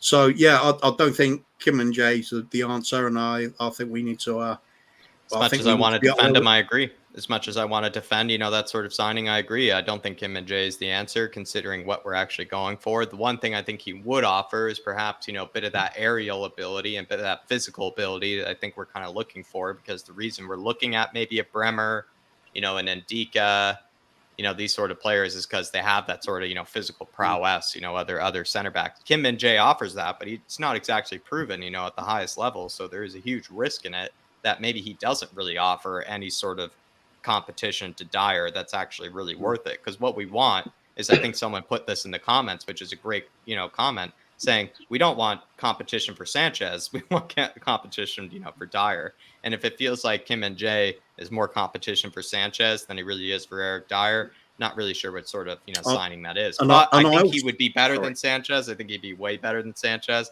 But is he competition for Eric Dyer? I'm not actually sure. I don't know if I could go that far and say that. I think the part of the larger picture as well is I'm really tired of this bullshit excuse that we can't sign players because we don't have the pull to get them. If that was the case all the time, how come we got Conte? And Romero in that season before as well. Yeah, that's a good point. If you don't try, you don't get them. If we go out there and we say, we genuinely put in bids for these players, gets turned down, or the player gets turned down, well, no, let's have the bids accepted first of all. Let's say, we're going for it. And then the player turns us down, that's another story. That is beyond our control. But let's not just sit back there timidly watching Chelsea get super strong again while we stagnate after making a really good start on this transfer window. The time is right now. We're up for improving our league position. Liverpool are a little bit more fragile than they were last season because they've got an unknown quantity up front again. Man City, 2 new players in, great on paper. Obviously, the signings up front, new midfielder in as well. It might not work as they hope it would. It might not gel together perfectly. They could be a little bit weaker than they were. Yeah. Okay, granted, unlikely. It looks like they're going to be, super incredible this season. But get ourselves up into that position. Do not hold back with anything. The players on the pitch, the management, and the chairman. Do everything you possibly can to make it happen this season. We'll have a great season, even if we fail by coming close. It's it's on our old motto, isn't it? Echoes of glory, isn't it? It's better to fail when you're aiming for the stars, basically. Absolutely. And, just going to get to a super chat earlier from Jason. He's saying, I love it. Going scuba diving soon next season. LOL. Maybe from, those actual, skywalks, perhaps, now included in the new package, is an infinity pool that you get to dive into with the new third kit, Jason. So, seen as sort of a wetsuit as well as the third kit at the same time for the players. Get ready for the video to be released on the Tottenham Hotspur official soon, my man. And just on top of that, Jason, just to maybe attach some comments to your super chat, AE is saying Stevie Wonder really rates the new kit. I'm not surprised. He is a man of fashion. Dave Billabong says at least Nike has a decent kit next season. Yeah, maybe a return. Maybe a bit of a a redo maybe for next season. Absolutely, big up Jason Groves. Love the name Dave Billabong as well. Yeah, Billabong is also, I would say, a better kit sponsor than maybe Nike for next season. A skateboard company could be a better kit sponsor. Loves Music says Hummel and Admiral. For me, I'm actually not maybe wise enough or maybe OG enough to know about Admiral. Can anybody tell me about Admiral? I think was our kit manufactured when we won the FA Cup in the early 80s, I think, and the UEFA Cup in '84. Whoa. very significant. Then maybe we do get the Admiral back in there, Loves Music, and then Hummel. I do know about the Hummel kits, my man, but big up Loves Music. And the Hummel kits we're seeing on Brentford right now, and I actually liked Brentford's kits from last season. Nice and simple, something maybe Spurs can maybe take a note of. Loves Music. And Everton as well. And Everton, you're right. Have Hummel. Bob Spur TV saying, my bestie Richie says he doesn't like Kim Min-jae. Well, if Richarlison doesn't like Kim Min-jae and Antonio Conte maybe doesn't want Kim Min-jae, as much as I want Kim Min-jae, I'm going to have to concede to not only your beloved Richie, but I'm also going to have to concede to your beloved Antonio Conte, Bob Spur TV. Yeah, Jack, I have to say, I can see what Bob's doing here. Do you know about the story, what happened with Bob and Richarlison? I'm assuming Kleenex, but No. So okay. obviously, it was a good guess. Kleenex. No. I can see your train of thought, and it was the right train you were going on. You just got off at the wrong station. We're going to the next station. So basically, obviously, Richarlison missed a sitter in training. It was an easy chance, but loads of people started tweeting, "Oh my God, he's so shit! Why did we buy him? Oh my God, blah blah blah blah blah." Weird. And it was like, so so Bob did a video going, hey, people do all these videos or say something to suit a narrative. Here's my video of Richarlison, and Richarlison responded. I do remember Matt said this on stream, but I didn't know the context. So yeah, Bob's Twitter went. So that's why he keeps saying my bestie Richie everywhere you see him now. Absolutely, he knows Richie better than the rest of us. I'll tell you that. Exactly. He knows him better than the rest of us. So whatever Richie says at this stage, Bob Spur, because you have the direct line. You have the direct line, my man. So let me know how those DMs are. Are they, nice and warm and comfortable? Because honestly, maybe full of tissues, maybe full of Kleenex. Those DMs that you're in right now, Bob Spur TV. Big up, my man. Though, love it. Absolutely love that. Sorry, just lose my voice. But I actually finally got the context needed for that story, Brian. Thank you, my man. There you go. And then everybody, that was kind of the last bit of news. I don't really want to talk about maybe the Jules Koundé. I feel like we kind of already covered enough. So maybe we'll save it for another time period. Can I just say something? Really I actually got kits wrong. Yeah, Jack. It was actually someone in the chat corrected me, and he's correct. It was Admiral was the late 70s to the 80s. The cup final winning kit was a French manufacturer. So I actually did so I actually did get that wrong. So I do apologise. I was late that Admiral kit. Sorry.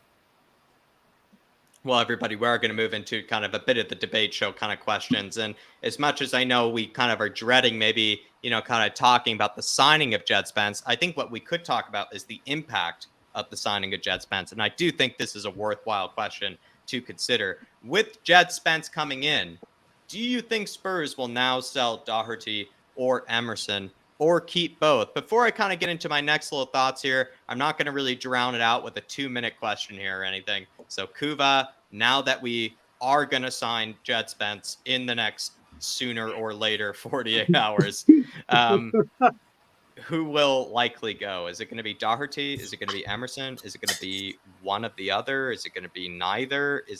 What do you think? How do you make sense of this situation? Well, I think I'll prepare the idea that we might be getting ready to make an attempt to sell Emerson, perhaps. Perhaps Brian will take it into advance. Really, that is actually how we'll approach it. That is how we'll approach it. Because it seems like Emerson, we're probably willing to let go, but not so easily, right? So it is kind of like Spurs are preparing to let go Emerson in case the bid is prepared to be made. I think he's the more likely one with a cash value, isn't he? So, because there definitely seemed to be some sort of interest from Atletico Madrid, among others. And I think anybody that's ever seen me on any stream will know my opinion of Emerson is not great. I'd prefer to see him moved on. In a funny way, though, as a person, I'm kind of warming to him a bit, which is unfortunate. But he seems to be popular among the other players, and I can see why he might appeal there, but not good enough for what we need. He might make it as a right back, perhaps, which I even have doubts about that. But as a wing back, he's awful. I'd move him on. Do you feel like, when it comes to, the situation at Jed Spence, Brian, how do you understand the Emerson situation? Because with Emerson, I'm kind of going to leak my, future question here, but I feel like I've seen Emerson all over kind of the Spurs media. He Yep. seems to be kind of the face of, all the guys, being autographed. He's kind of part of, that deal with, Richarlison, kind of the Agent Emerson thing, just to confirm that. Might as well, Agent Emerson photo right there. What do you really make of, Emerson, potentially being the most likely one to leave? Because he is the one that probably should leave because he's, not the most comfortable as a wing back. He still has a lot of adjusting to do. But it seems like with how I would understand Spurs media, would they really show him on camera all the time if he's going to be sold, this summer? Yeah, do you know what? I keep going back and forth with this question and this answer. Same here. That's why I'm asking. The whole time. It's like Kuva said, like it was. It's 1 minute I'm like, Emerson has got to go. He's got to go. Matt Doherty knows his position. He'll do well. Blah blah blah. But then I start thinking, do you know what? Like you said, he's appearing everywhere. He is appearing everywhere, which is you wouldn't really be doing that for a player that's that maybe on the way out. Like a Tanguy, like Tanguy barely appears, as they try to hide him. I also think, and I can't believe I'm about to say this, but I reckon under a full pre-season under Emerson, we may see a better player. Not saying that's still going to be good enough, but we've seen what he's done with Ben Davies and what he's done with Dyer, and what he's done with other players. I just think there may be something more to him. I'm not saying it's going to be brilliant. I'm not saying keep him because I think he's going to be amazing. I just think with Conte and what he can do with players, there may be something. I mean, if you look at it, yesterday, all right, his game wasn't brilliant, but he was putting in a fair few crosses, and they were actually decent crosses. I think Maybe he put more decent crosses in that game than he did all the last season. I honestly, I don't know why, but I think after a pre-season with Conte, a lot of these players that we thought, right, they've got to go, are going to actually do something for us. Now, can I ask you a very deep question then, Brian, just to keep you going here? I love this answer here because as Kuva may know, I am probably capable of defending Emerson like a prime Maldini. I'm not capable of defending him like a prime Emerson because if I were, then I'd probably lose. So I'm going to defend him like a prime, Maldini here. Will Emerson maybe prove to be a good signing this next season? Because I do have a bit of stats here on kind of La Liga. I feel like La Liga has sort of been now realized as being a bit of actually the slowest league in comparison to the rest of the leagues in Europe's top 5 leagues. Kind of like I said, regarded as kind of one of the slowest leagues in terms of progression, one of the leagues that kind of has the most kind of sort of diving and antics, and things like that. And even just to back me up in terms of the actual excitement or the actual goal scoring of La Liga did score this most recent season. I did the research today, Brian, that they actually had the fewest goals per match out of any of Europe's top 5 leagues. That's behind the Bundesliga, the Serie A, Liga as well, and the Premier League.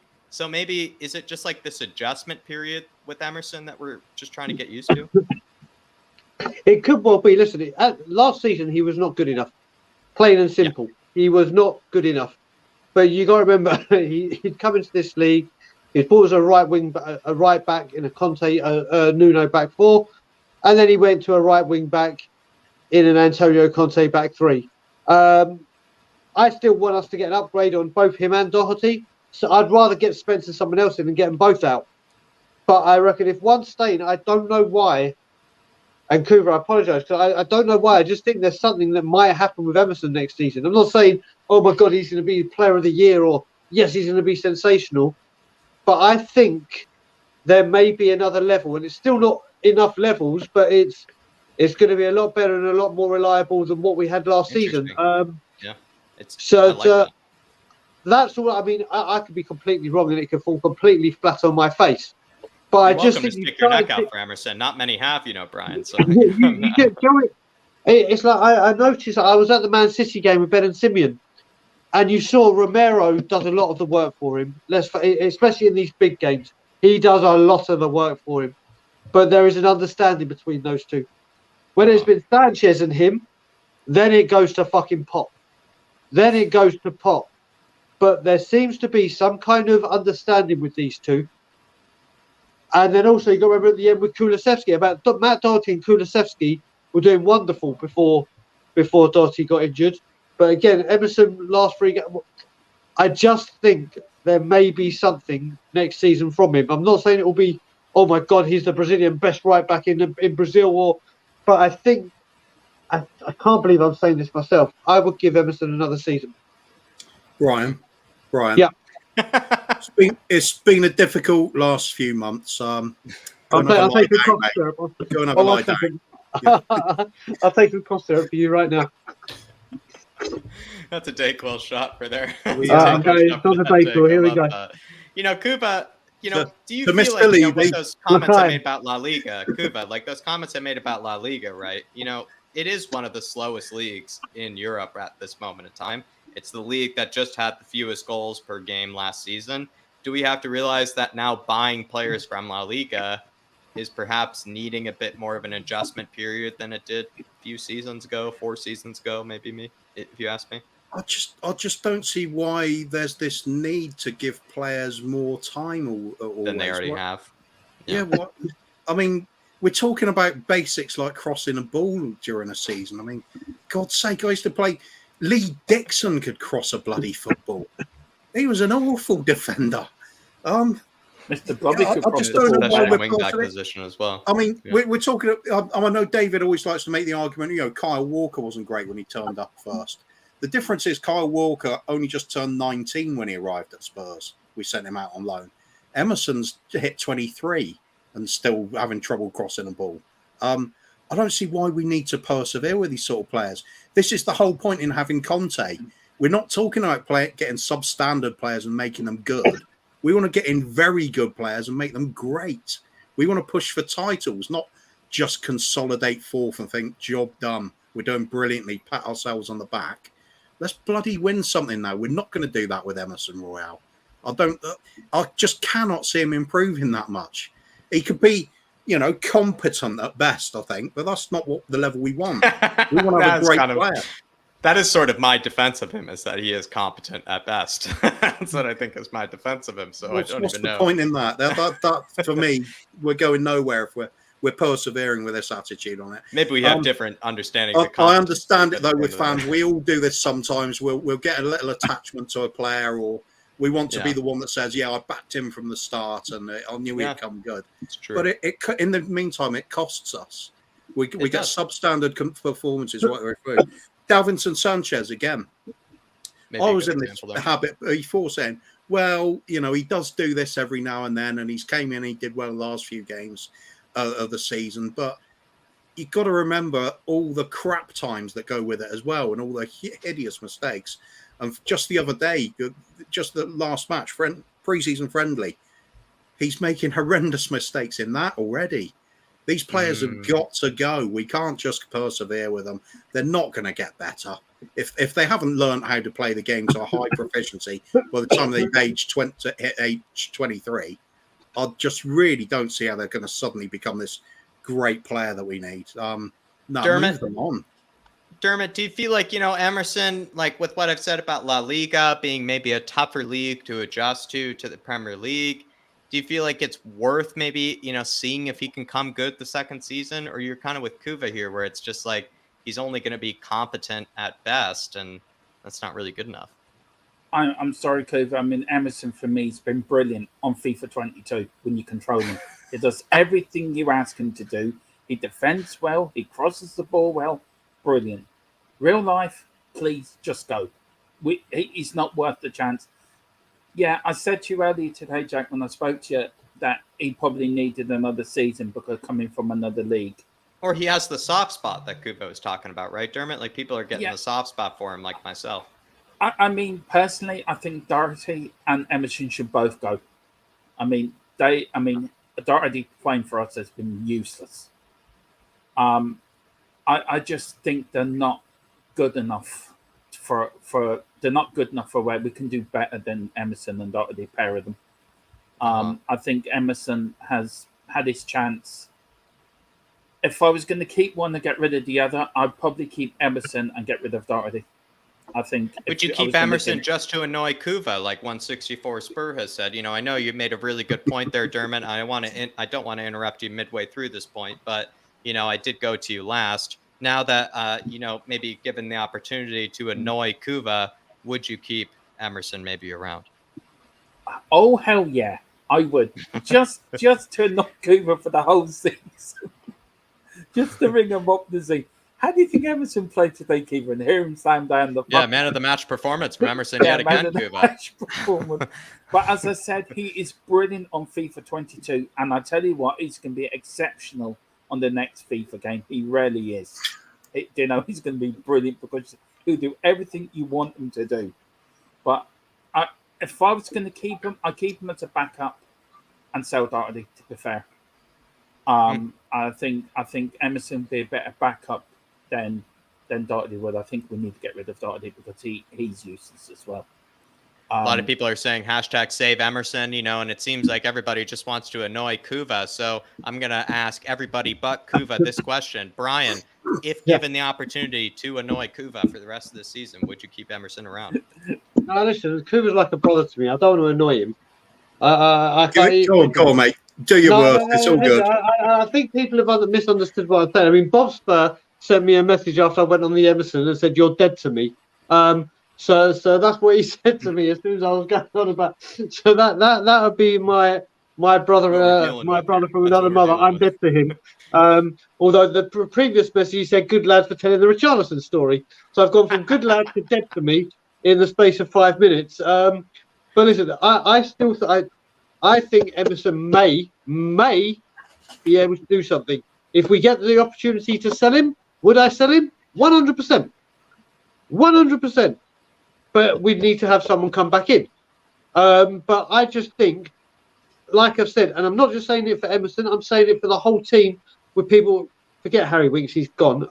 I think people that may be given a second chance at the club this season, with a full season under Conte, and Conte instructed him exactly what he expects for 6 weeks, you may see a different Emerson.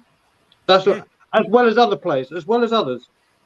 And also, to be fair, like with that adjustment period that he might go through, with the the preseason that he actually has under Conte, he didn't have a preseason before under Conte. He might actually be good enough to stick around to annoy Kuva, which I actually think could be a pretty, decent, sort of spell. Is he just makes the cut to stick around to annoy Kuva. Doherty goes the other way. Kuva is left unhappy. The rest of the Harris army is, sitting and rejoicing, is celebrating. So it seems like once there's 64 Spur, there is a chance that, Kuva might actually not get his way. And then actually we might survive with Emerson. Jack. Yes. If we sign someone like Dumfries, and we got Dumfries and Emerson on the books, which one are you going to play as right wing back? Perhaps Denzel, I would imagine. Mr. Dumfries. Answers the question, doesn't it? Yeah, but, is annoyance more than trophies, Kuva? This would be a question that we'll get on to for the next panel show when we bring you on. Are annoyance sacrifice trophies just to annoy me. Yeah. Are those better than trophies? We'll discuss that the next show. Yes, Dermot. I'm just going to say to Brian and Kuva below, and to yourself as well, if you could sell one, Doherty or Emerson, who would you sell? Me? No, all of Emerson by a long shot. Emerson by a long shot. You get 20 million for Emerson. You get 20 million for Emerson at the end of the day. Financially, it would be him. And just quickly for Dave Phillipon as well. Why I say when I say Winks, when you say Winks hasn't had a pre-season with Conte, yes, but Winks has had a pre-season at Tottenham Hotspur. Many of them. Emerson hasn't. Under many different managers. Exactly. Emerson hasn't had one single pre-season at the club. He came in the end. He didn't even get a pre-season last season. Under Nuno. We signed him last day of the bloody season, the window. Sorry. So understand what you're saying, Harry Winks. But what you're saying to me, but what I'm saying is Harry Winks has had a pre-season under Poch. He's had a pre-season under Mourinho. He's had a pre-season under Nuno. And Emerson hasn't. Apparently, Fabrizio Romano has just reported Kim Min-jae to Rennes, so we don't even have to speak about that anymore. Probably have to edit that out of the video, maybe, in fact. But everybody, good conversation nonetheless. And honestly, someone that maybe I feel like Levy might be a bit upset that we didn't get, but I don't know. It's not someone that I'm super disappointed we didn't get, but I did have optimism about this guy, especially under the Nuno era. Before we brought in Antonio Conte, I kind of thought that Kim Min-jae signing would have been quite clever of us, but it seems like, yeah, maybe it's just not going to happen.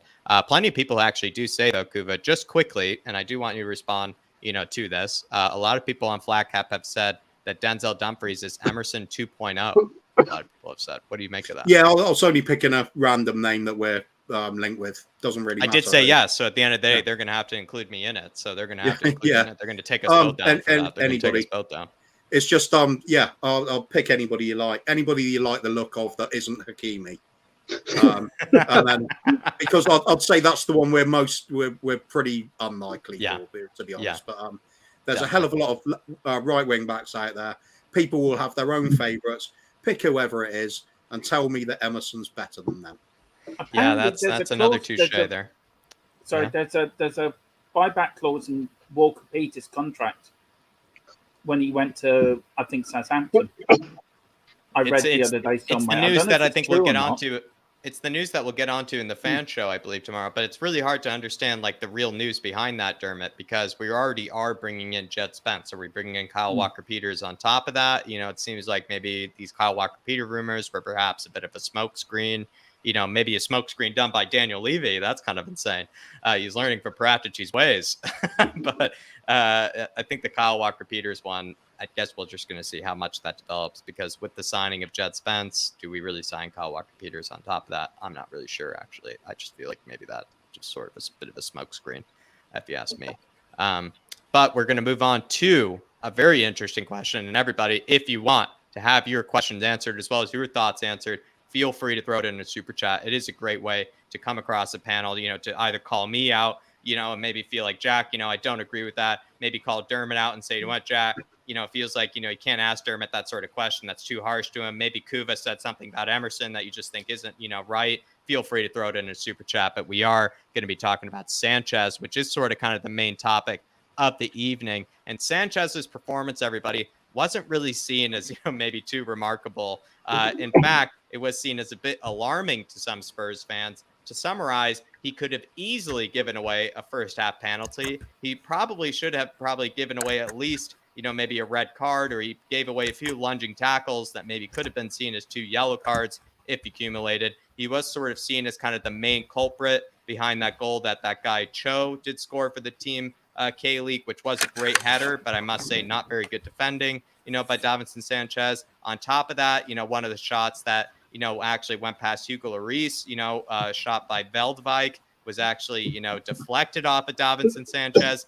And he did give away that free kick that led to that third goal that we do remember Papa Matasar and Sonny kind of sort of ducking out of the way too. So at the end of the day, Davinson Sanchez more or less did have a part to play in all of the goals conceded by Spurs. In your eyes, kind of Dermot, do you feel like Sanchez's performance alarmed you, in any way? Do you think maybe Spurs fans have to wake up to Sanchez? What did that performance tell you? Because a lot of Spurs fans were quite alarmed by that performance. That's what we've been seeing for the last couple of seasons. On reliability. He's a liability at the back, him and Dyer together. How many times last season did he let us down with mistakes? I did a poll on my Twitter page after actually the game yesterday. And the question I asked was, does Sanchez need to go this summer after today's performances? 51% out of that poll said yes, he needs to go. Now, how many votes? I know there's only 38 votes, but 53 out of them 38 votes said he had to go. 11% said no, 26% said maybe, and 11% he still needed. It's a bit split then, right? A little bit split, but 53%. For me personally, we need to buy an upgrade on Sanchez. We can't keep relying on the players that have let us down time again. We can't do this anymore. If we want to be a big club, if we want to go for trophies and cups, we need to upgrade on players like Sanchez. Because if not, they will let us down at the most important part of the season. And then it would be, oh, never mind. That's not good. We need to upgrade him now. For going after like Bremer or somebody like that, get him in now. He's let us down too many times. When, Dermot? When last I feel in some games last season, my own personal opinion, the games in the Conference League when he did play, he let us down. Some games in the league last season, the Conference League, everyone let us. Every single player let us down. Yeah, but there's a difference between letting us down and getting mixed by the same move by a Slovenian farmer on the right wing. In order to, especially on Thanksgiving. That was on Thanksgiving, Brian, that he did that to me. That he conceded a goal in the 10th minute with the same move, then conceded a goal with the 90th minute with the same move on top of it. You know what it is, Jack. When we talk about this, like I said, I am going to stick up for Sanchez. Like I said again, if we can get him out and upgrade him. I'm not standing on ceremony here. I'm not no sentiments. If we get a player out and get a better play in, that's how Tottenham get better. But do you agree with Craig here that the mistakes that we're talking about are way too long ago? Like maybe it's what I said at the beginning. If you look at it, he started the season.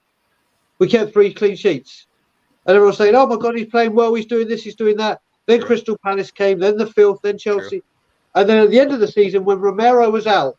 And we heard Sanchez, and everyone was like, oh, shit, not Romero, not Sanchez. 3-0 in the North London derby. The whole team played very, very well, incredibly well. No one gives him credit. A clean sheet against the field. Against Burnley, all right, it's only Burnley, but they were struggling to stay up in the league, and we needed that win to go ahead of the field before their Newcastle game. And Burnley attacked. Did they concede a goal? No. Norwich, who are already down, again, 3 huge games, each with pressure on them. Forget the size of the teams, 3 clean sheets. Start of the season, end of the season, yes, he has made mistakes. Defenders will make mistakes. Strikers will miss open goals. But it's like when you said, Jack, when you were reading the things that he did wrong yesterday. Yes, he gave away the free kick, but you followed that up by saying Son and Mate Sarr ducked. That's not Sanchez's fault.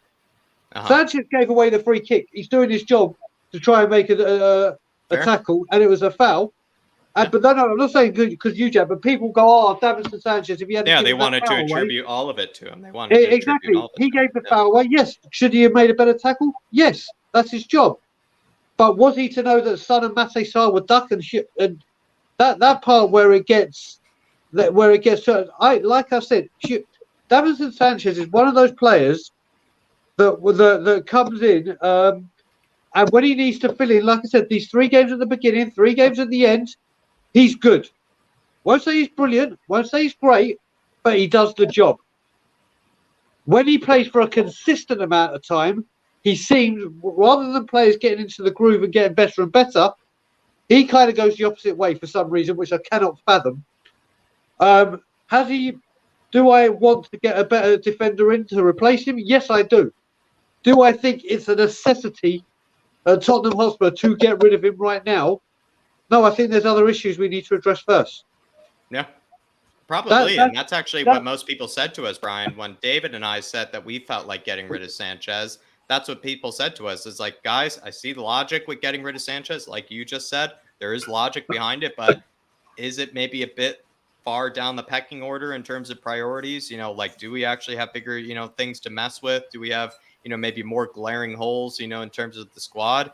It's a convincing argument. And maybe it is tied around a bit of sensationalism and recency bias, considering that exhibition game. Kuva, do you feel like we're putting too much, into that exhibition game that just happened? Like, we really saw that sort of poor display from him and we're kind of, just freaking out too soon? Or do you think there's cause for concern here? Well, saw it in the comments as well. I think it was Craig Bowler saying it's ridiculous to judge players on an exhibition match. Yeah, I'm stealing his question there. Is it? Yeah. Do you think Conte's not watching? Do you think Conte's not taking notes of who's doing what on the game? Do you think a fringe player is going to come in and try and convince Conte that he should be in the first team squad next season and his performance doesn't matter? I'll argue against that every day of the week. Of course it matters. The fact is Sanchez, over a period of years, has shown he's not been good enough. Now, I've given him the benefit of the doubt for a long time, but he keeps making these mistakes. It comes up even in a so-called meaningless game. He can't do some of the basics. Of course, it's alarming. We need to replace him as soon as we can. The trouble is, how much money are we really going to be spending now? It's the unknown quantity. Because it's no good. Do we really, if we sell Sanchez, do we really reinvest that money? Do we actually reinvest that money? It's no good going out and getting another Joe Rodon, is it? That's not going to get us anywhere. So we might just be stuck with him for a little while and wait to see if there is some sort of offer comes in. If the club were to sell Sanchez, would you trust the club to find a decent replacement for Sanchez? And let's consider the role that Sanchez plays, which is sort of, he's supposed to be a competent center half that basically comes in for Romero or probably Eric Dyer, in case, one of them falls injured or to suspension. Sanchez at this moment is being questioned, right, for that ability to do that. Do you think Spurs, if selling Sanchez, could find someone good enough to do that role, or do you think they might struggle to do that? Well, specifically for filling Sanchez. That's what I'm saying. Yeah, I guess maybe, but am I being wrong? Maybe it's more filling Dyer's role. I guess that's what you're doing. You're finding more the Dyer replacement, the Dyer competition, than really the Sanchez replacement. Well, we need adequate cover in all three of those centre-back positions, basically, don't we? So I think the easy argument for me would be who's good enough to be really trying to push on to build a league, a side capable of challenging for the league title. And for me, at the moment, there's Romero. Any thoughts there, Brian, with, what Kuva just said? Is Sanchez, I don't know, like with what Kuva just said there, like, is maybe Sanchez someone that, we should be a bit harder on, or should we actually realize the role that Sanchez plays? But I mean, look, well, when you look at Sanchez, so I saw King Hoddle said to me, would I play Sanchez in a back two? No. He needs to be in a back three. He needs a back three. Like he did his best season when he came in is when he played in with Jan and Toby. And it didn't matter who was, because he had Jan and Toby beside him and he did well. It's like with Longley. Longley didn't do well in Barca in a back two. Will thrive in a back three here. It's for me, like I said, I get that we need to upgrade. I agree, we need to upgrade on Sanchez. I don't dispute that. I'm just saying right now, I think there's other areas. The right wing back needs sorting out. We need another centre back to come in, because you remember we're trying to build a team, not get rid of one and then replace. We're trying to build a squad. So I don't get me wrong. There is time for Sanchez to go. But if you were to tell me we were to get a Bremer in right now and another defender, like let's say at Jed Spence's level, get Sanchez out the door. Get him out the door, because the cover's there. The cover's there. But right now, I think we need to sort out getting Reguilon out of the club, one of the right backs out of the club. We need to get Harry Winks out of the club. We need to get Brian Hill out on loan. We need to get Masai Sarr. They're the issues. And then try and, if we can, get a right back, get another centre back, and another creative midfielder. So we've still got to get players out. So I think Sanchez at the moment is one of those where I'm not worried right now if he stays another season. But if we can get an upgrade on him, out you go. Bye-bye. See ya. Ta-da. Yeah, and so then considering this question here, if given the opportunity to sell Sanchez and replace him with an unproven center back, let's say this unproven center back could be like a Joe Rodon, like, kind of like Kuva said, just for argument's sake, to consider the risk that could be involved. Let's say he's a Joe Rodon. Let's say he's a Wesley Fofana. There's that risk there, though, right? He couldn't act. Maybe he turns out to not even be any better than Davinson Sanchez. Would you take that risk, No. to sell Sanchez and then bring in someone who you don't know will be better? No. Oh, I wouldn't. I like that. I think a lot of people probably feel the same way, actually. It's like what Kuva was saying when we're saying right now we need to buy. When we're talking about Koulibaly, if you told me we get Koulibaly in but Sanchez has to go, ta-da, bye-bye. I'll fly home and pack your bags and take you to the airport and do whatever you want, because that is genuine quality. That is a genuine upgrade, and you've got a very, very good thought and a very, very good chance of him excelling a hell of a lot more than Sanchez. When you don't know if it's going to be another Joe Rodon, but you don't know if it's going to be another Joe Rodon, which is not even really better at the end of the day, because most managers rated Sanchez higher than they rated Joe Rodon, which is kind of puts things in perspective there. And just quickly, before I get to some of the super chats here, Dermot, before I get Kuva's maybe opinion, do you feel like if given the opportunity, would you sell Sanchez and maybe take a risk on a maybe more unproven center back? Yes, I would. I'm going to stick to my guns.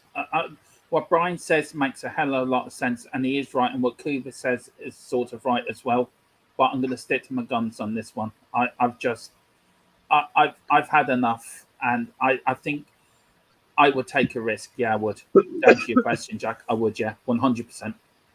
There you are. Appreciate the honesty, Dermot. Kuva, for you, if given the opportunity to sign, an unproven center back, like I kind of prefaced it, it could be turning out to be a Joe Rodon, which doesn't help you at all, or it could be a Wesley Fofana, which is like, wow, what a steal, what a signing. But there is a lot of risk there, and would you take that risk? No, I wouldn't. Especially with centre back. If we get an opportunity to get a really experienced, well-seasoned pro, a Thiago Silva, somebody like that, that's had that level of experience, even if they're getting on a bit, could be age 36 or something like that, as part of a squad, because centre-backs can go on a lot longer than other outfield players due to the nature of the role. But if we get somebody like that, or somebody that is proven, look around the other teams in the Premiership. I mean, even the likes of Burnley could put out a James Tarkowski and that sort of player. I mean, that's he's better than Sanchez. That's true. At least he can defend. I mean, as much as we want that ball playing centre back, we do need players that are first and foremost at the back there that can actually defend it. And Sanchez is a liability, has been for a long time, unfortunately. Brian's right about the first season we got him. It was sensational. But he had two people holding his hands there, certain Jan Vertonghen and Toby Alderweireld. And when you play between those two, you're going to look a better player. Well, I tell you what, Kuva, if Longley does what he did in the back three of Sevilla and Romero either side of him, then you could get the best out of that. Not saying that's going to happen, but then there's another two that could literally take out all the work for him. So you could say that with Dyer though, because you could very easily, and it's like GK Clarkey, goalkeeper Clarkey says as well. And it's right. Well, the question you asked, Jack, about taking that risk. Well, technically, we're already taking that risk with Jed Spence. Do you want to go double jeopardy and put another? Yeah. That's the thing with me. Right. I'm worried about that. Joe Rodon is a similar signing to like a Jed Spence. Joe Rodon could be a Jed Spence sort of kind of signing. There is risk involved. As much as maybe the high ceiling is there, you have to also look at the fact that what if it fails and it turns out to be a player that's completely useless to you? At the end of the day, and I completely agree with Brian's point there. Yeah, Dermot, you wanted to go. I was going to say, how about about Ben Davis? Would you in the back three with Longley and Romero? How would that? I mean, for me, I prefer that than a Sanchez and a Dyer. I would play Davis there. He plays brilliant for Wales in that position, and he's a better left centre back than he is a left back. So if you've got Longley, Romero, and Ben Davis in that back three, I think that's a better back three than having a Dyer or a Sanchez in there. Interesting. I think there's less balance doing that than having a Dyer in there, but for me, as far as I'm concerned, both Davies and Dyer are easily replaceable. The only thing that gives Dyer an edge is the fact that he's got the communication skills. Romero's made a point of this, that it's easier. He can speak Spanish, can't he? Yeah, he did. I'm sure we could find somebody that might be able to do that. I'm pretty sure we could as well. It's not too replaceable. Matt B says, I do. Sorry, I'll just finish it off. I do like to big up our players when possible, but if we got Conte now, why are we aiming at such a low level when we should be aiming much higher? Look, I even like not just what's around us. Reach up, grab the next step up. To defend, what I don't know what people are saying in the comments, Kiva. I'm kind of going back and forth between multiple tabs, so I'm not able to see it very much because I'm doing a lot at once here. But and also trying to get my own opinion in, and to get my own opinion in, I feel like is it really like with Sanchez? Like I know I prefaced the question saying like there is huge risk, bringing in a Sanchez replacement for very little money, because like I said, it could turn out to be a Joe Rodon, could turn out to be, something maybe better, but you still have to take that risk like you are with the Jed Spence.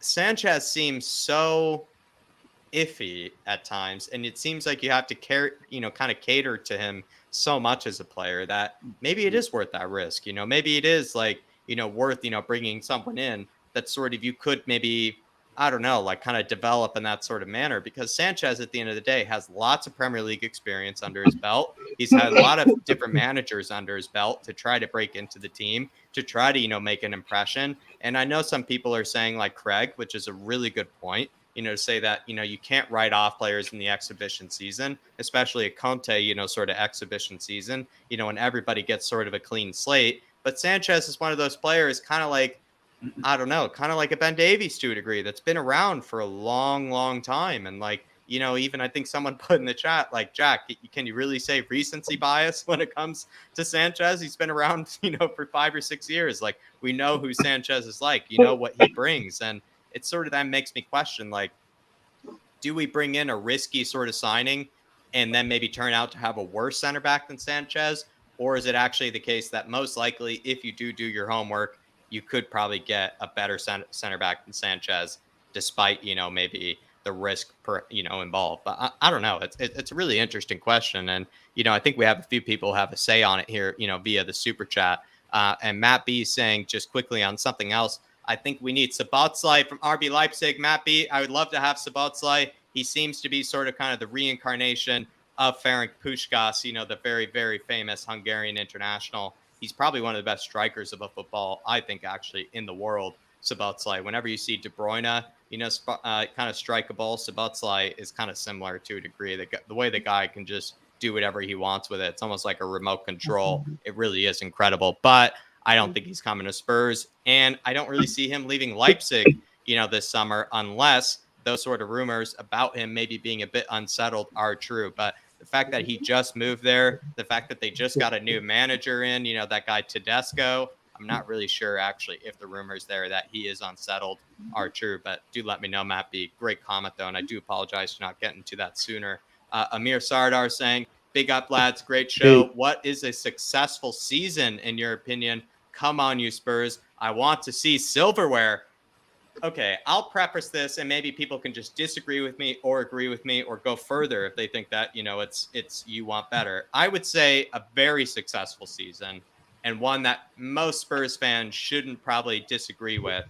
Top 3 and a trophy of any kind. Any trophy of any kind. Top 3 and a trophy seems to be kind of like what Spurs fans are mostly hoping for. But I could be wrong. I'm not tapped into the most of the Spurs fans, kind of blood and identity. Hence why I probably have a panel around me. So Dermot, top 3 and a trophy. Do you want more than that, or is that acceptable?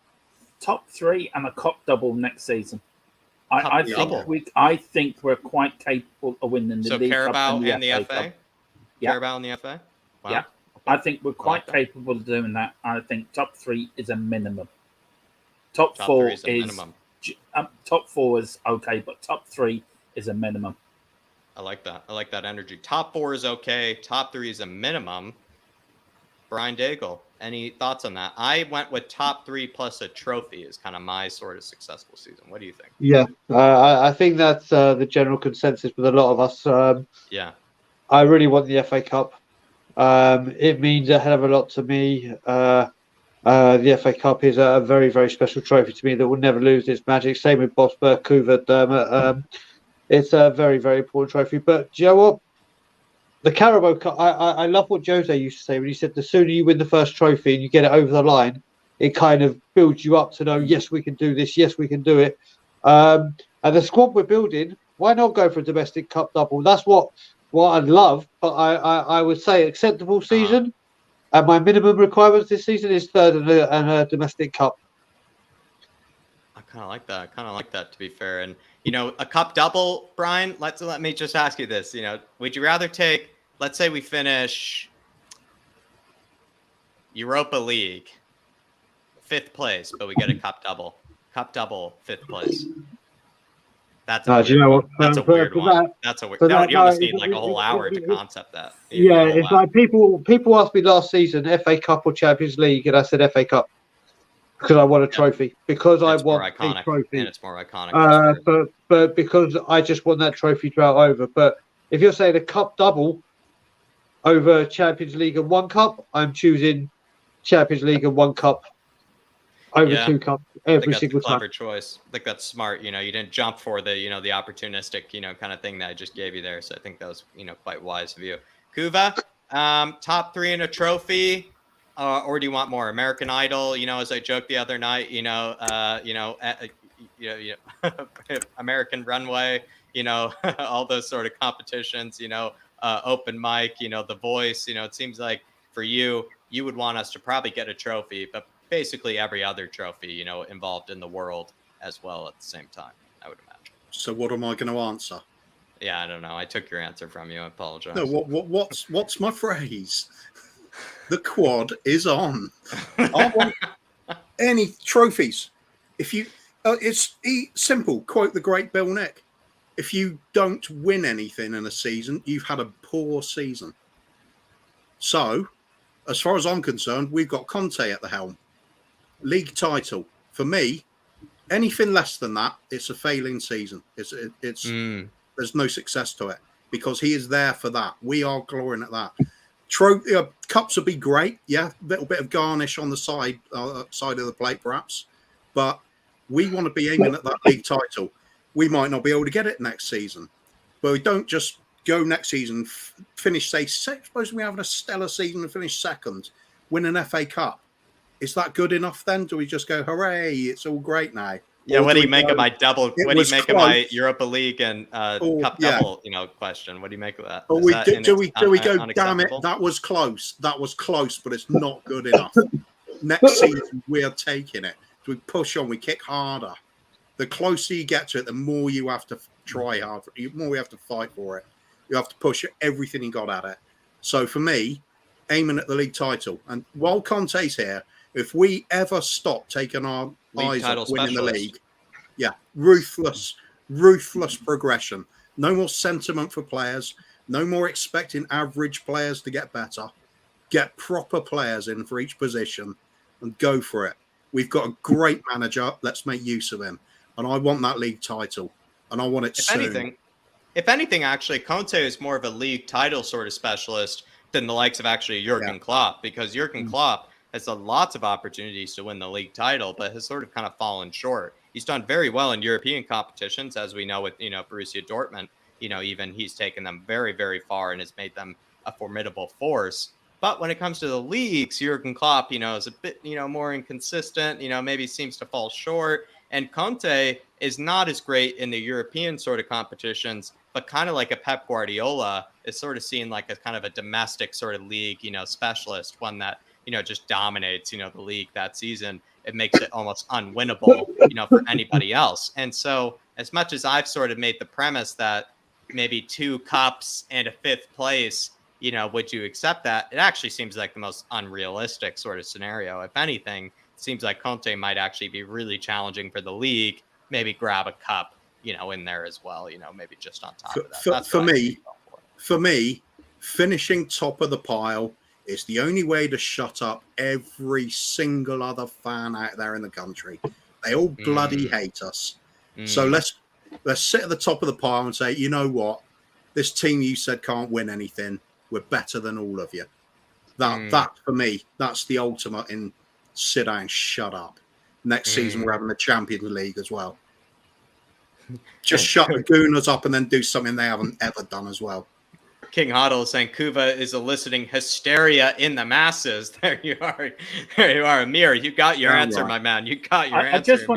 I just want to answer Craig Bowler's question there. He said in the chat, he said, you count rubbish players and then say you expect 3rd and 2 cups.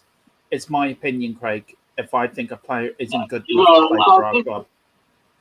And and it's my opinion, and if I don't think like Sanchez isn't doing well, I will call them out.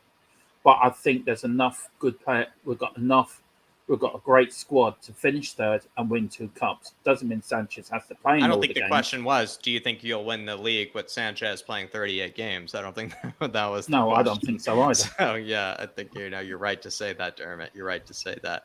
Bob Spur TV saying, we need to look at cover for Kuti, Kane, Son, etc. Again, Bob, apologies for getting this so late, my man. But, I think he's making a reference to me saying we need to find, kind of competition for Dyer. Bob Spur's transfer policy is we need to find competition for the world-class players that we already have. You would rather have world-class players to already compete in the positions that, maybe we need world-class players in. And I kind of agree with Bob Spur as much as I think his point is saying, yeah, you want like a good, Romero replacement. You want a good Kane replacement. You want a good Son replacement.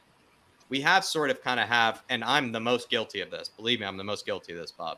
But we have sort of a bit of a romanticism and kind of, attachment to maybe players that will never be that top quality, that top drawer sort of player. And, that sort of shows we need more Romero, Kane, Son sort of quality players in other positions. And I kind of like Bob Spur's transfer policy as much as people, maybe say that, easier said than done. When you have the money, when you have Paratici, when you have all these things going for you, this is the right time to have this sort of transfer policy. Like Bob does right there. Big up, Bob Spur. Rashad Chowdhury saying, hey, Jack, Spurs fan from Bronx here. Big up, my man. I must say, Rashad, we actually are probably the furthest we could possibly be from each other, but the Spurs connection could not be closer, my man. I am actually all the way in Brownsville, or you could say Crowns Heights, Brooklyn. You're all the way in the Bronx. I'm on the end of the 4 train line. You're on the very beginning of the 4 train line. So basically, we couldn't be further apart from each other, but at the same time, the connection could not be closer, my man. And I actually just the other day, I did take the 4 train from the very beginning of Brownsville all the way to the Bronx, my man. So Rashad, I have made the journey before. So there you are, brother. And he also says he wants a title and a cup, please. So essentially, I think he's just like everybody else, where he basically, actually not everybody else. I think he's like Kuva here. He wants to challenge for the title in the league. And he wants to maybe add a Carabao or an FA Cup in there, which I think is what Kuva's sort of expectation is. You won't shut up anybody else, Rashad, until you get maybe a title as well as maybe a cup, especially if you tied a cup into that as well. Like, you couldn't shut people up anymore. Like, people would practically never talk about Spurs again when it comes to trophies if we got a double like that, Kuva. I mean, a title as well as a League Cup. Yeah, I mean, a cup would be a successful season. It's something to cheer on, without doubt. We're starved of that alone. So an FA Cup would be superb. But for me, we've got to stay with that rabid fixation on winning the league. Nothing's good. We have got Conte. If we piss away this opportunity we have right now, when are we going to get another chance like it? I don't see one. Yeah, I don't see one. It's now or never, do or die.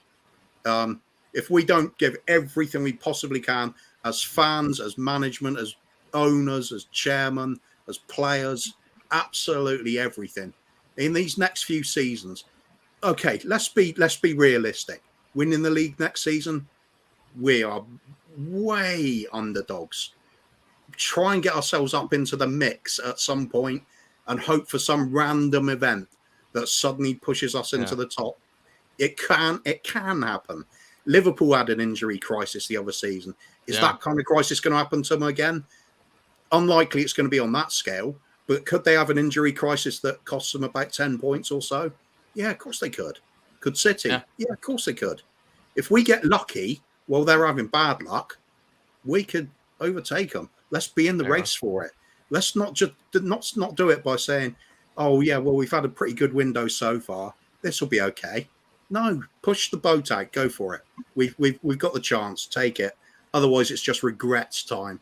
It's like not asking that pretty girl out on a date and then seeing her with somebody else a few weeks later. It's nah. Do it. If we die trying, so be it.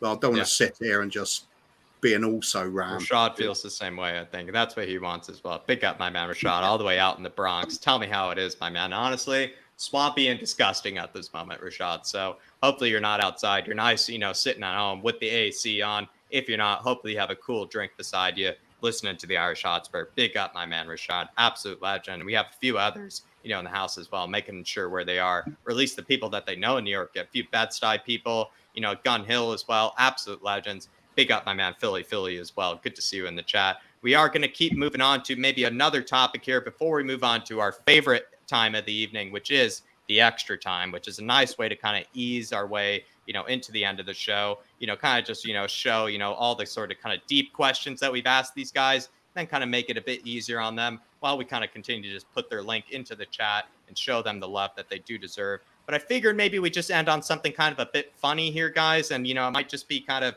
a question, honestly, for myself, and you're welcome to, tag in here. But I just came back from a bit of a vacation. I just saw, a bit of the, kind of the fitness videos and whatnot, of all the players, going through the works, and from that, fitness coach, Gian Piero Ventura, and he did, show, these players, practically vomiting on the pitch from their own, kind of, workout regimens. And I did find this actually kind of fascinating, because we have, had a mixed relationship with these sort of kind of fitness coaches, as these fitness regimens in the past. And, even as far as, Alessandro Del Piero has on ESPN, he did say, when you are in a preseason with Antonio Conte, you work all together. You die all together in those preseasons. This is what it's supposed to happen when the real games come. This is the mentality. So Antonio Conte is completely okay, seeing these guys, being put through the works right now. We even saw Kane, vomit. We saw him need to take a moment practically towards, I think, Sonny's last 5 or 6 runs. He's almost collapsing after every single one of them, needing, a bit of air, needing a bit of water after each one. We saw probably the only players that maybe got a bit of a head start on this fitness regime being Troy Parrott, by the looks of it. I think also Davinson Sanchez was leading a lot of those runs.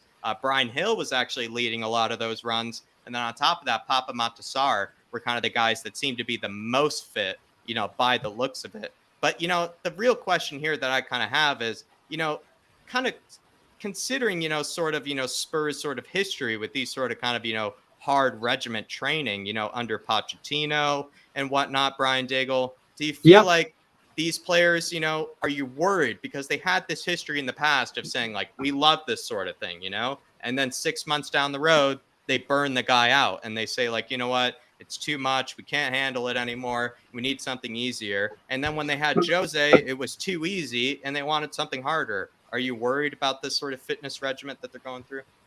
Yeah, I mean, well, before I answer that, there's a couple of people asking about the picture that was over my shoulder. So that is I can't even get it right. That is a picture of just a rabbi, not a famous rabbi, not any rabbi. It's not just a rabbi. Not Moshiach, not the Messiah, not the Messiah. No, who knows? I get to see him on a daily basis. Who knows? But that's who it is. And listen, when it comes to the training, I'm delighted to see this.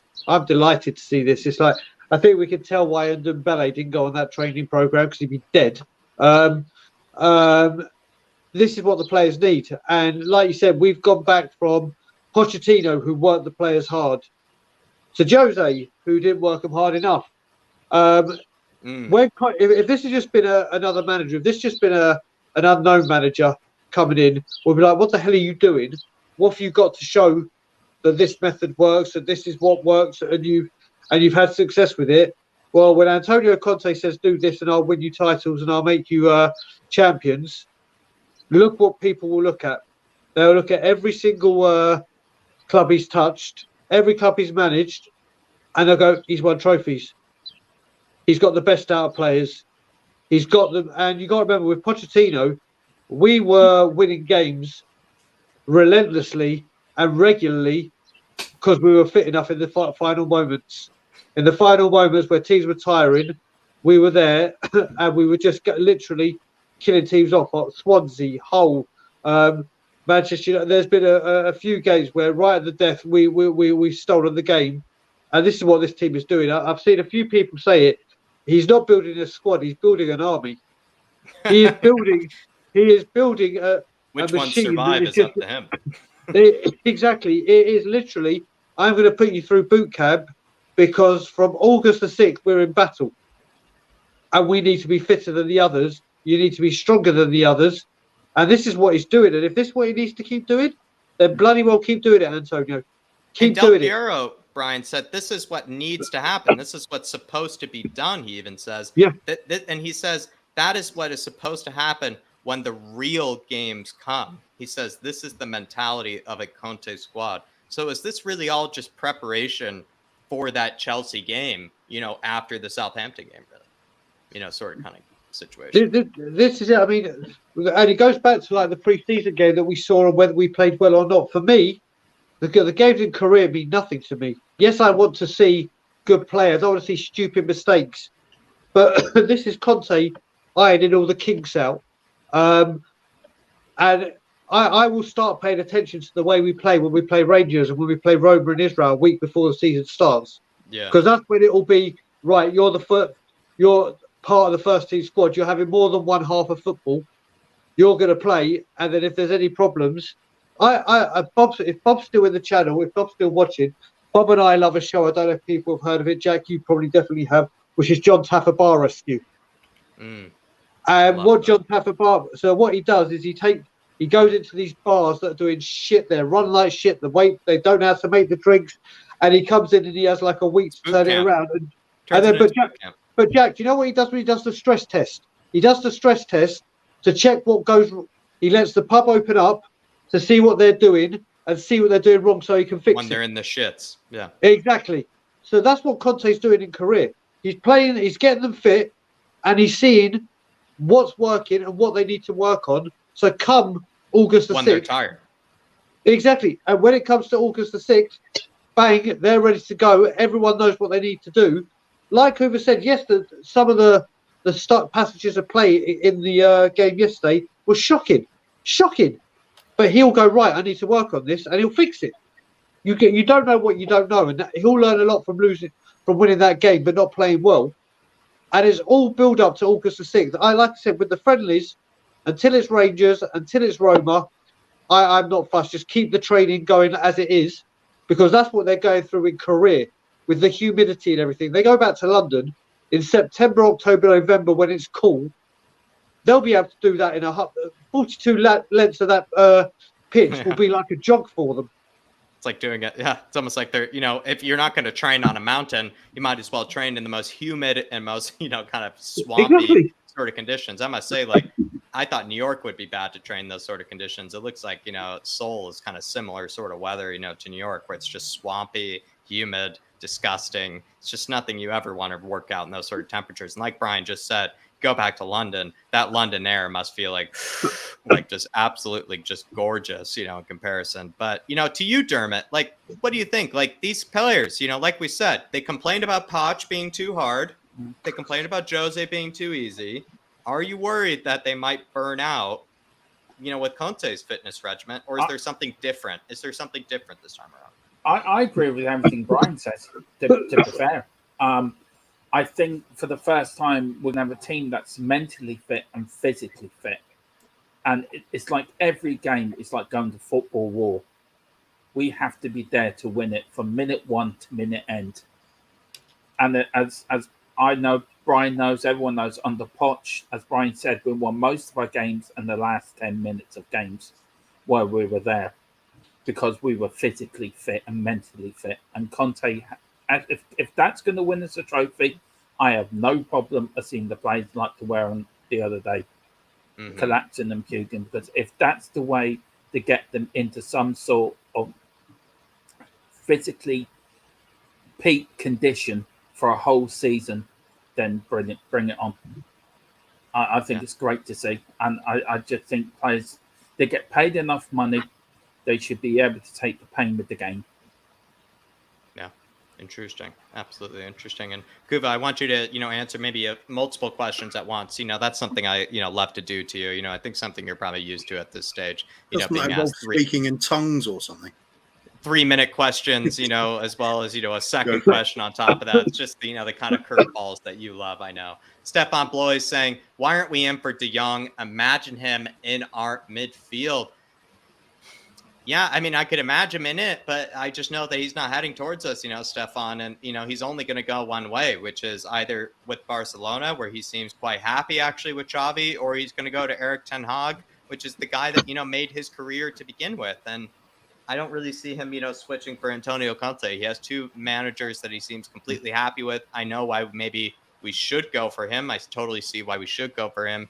But at the end of the day, he doesn't probably want to go to us because he has two very, good managers that he's worked with before, to choose from. And to be honest, I don't think Daniel Levy is going to pay that sort of wage packet that De Jong wants as well. That wage packet that he has is actually quite significant, as is any wage packet of a Barcelona player. I mean, they just are paid absolutely over the floor, over there, which sort of explains their financial situation, to begin with, Stefan. But I see where you're coming from.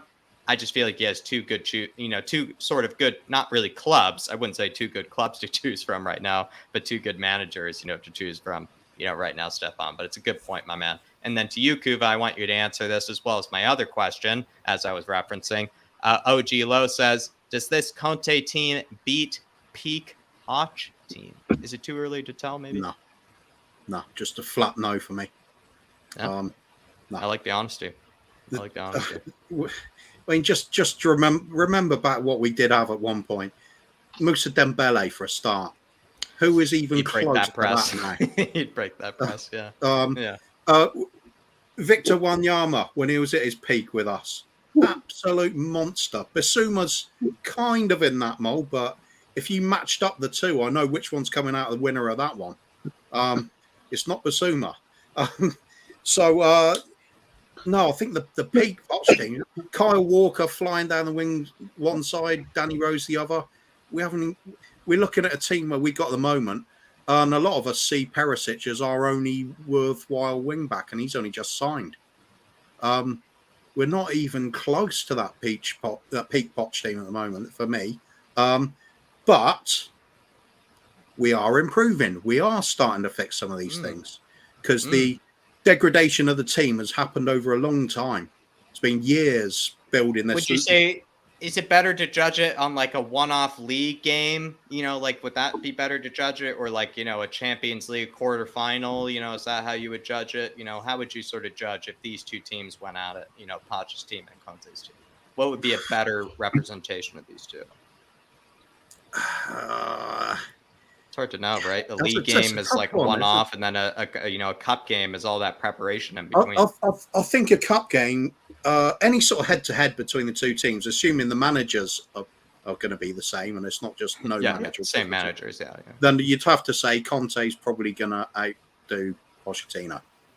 But in a league game, maybe different, right? Because a league game is sort of like all about the. If you were playing 38 games, maybe, you'd think Pochettino's probably going to have more natural talent at his availability in the team.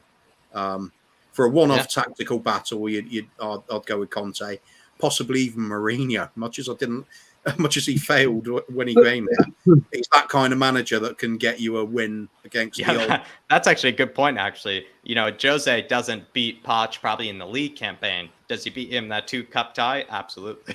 He absolutely beats him there, I think. And so it's an interesting, you have to look at it both ways, but which answer is more satisfactory to the fan? I'm not really sure.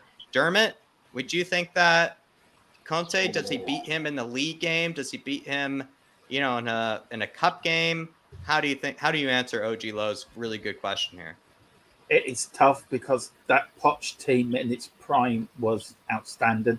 I think that Poch team could win over 38 league games, like people are saying. 38 league games, maybe that Poch team won. I mean, for a league side for a long time, it was our best league team for a while. But I would have to agree with Kuva. I have to say yes. We haven't seen this Conte team this season, and maybe that's something we can come back at the end of the season and give a more honest opinion to the question. But now, yes. And just a quick quote. Do you know all the players were falling over and being sick at the end of the training session? Yeah. It's because they were bringing around the new away kit. They were showing the players for the first time.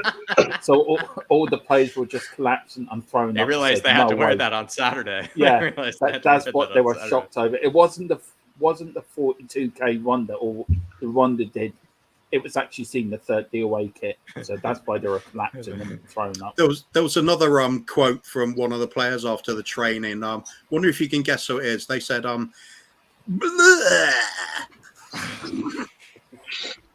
That's right. It's Harry Kane, wasn't it? Yeah. I think, like I said, coming from like a fresh perspective, after a bit of a break, just to see my own players, puking on the sidelines, I was just like, this is just glorious to see. This is actually what you want to come home to.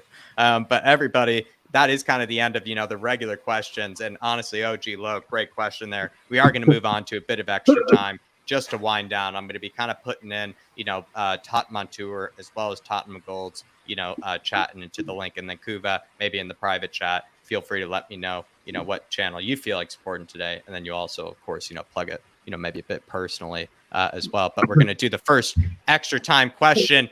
Who in this panel could convince Daniel Levy to pay the 20 million pounds he doesn't want to pay for Jed Spence? Somebody's going to have to be able to convince Daniel Levy. Maybe it is none of the above, which sort of just maybe suggests that none of us can beat this, absolute shrewd as well as annoying I was just going to say that, put my money on Brian. I think Brian is I'm sending Brian in. Are you going to get 12 million, Brian? Are you going to make him, pay the 20 million? He wants 12 million, but you're going to make him pay 20? Whatever gets the deal done, and he's haggling over, give me an hour with that man and it'll be paid. It'll only take 10 minutes to get the money, then just give me 50 minutes for getting the job done. Just so you'll find, Daniel Levy signing the negotiation with, arm wrestle around his neck. Absolutely. Everybody's saying Brian easily, Daigle easily, Agent Daigle in the chat. Kuva, anybody else but Agent Daigle, to get him to pay the 20 million?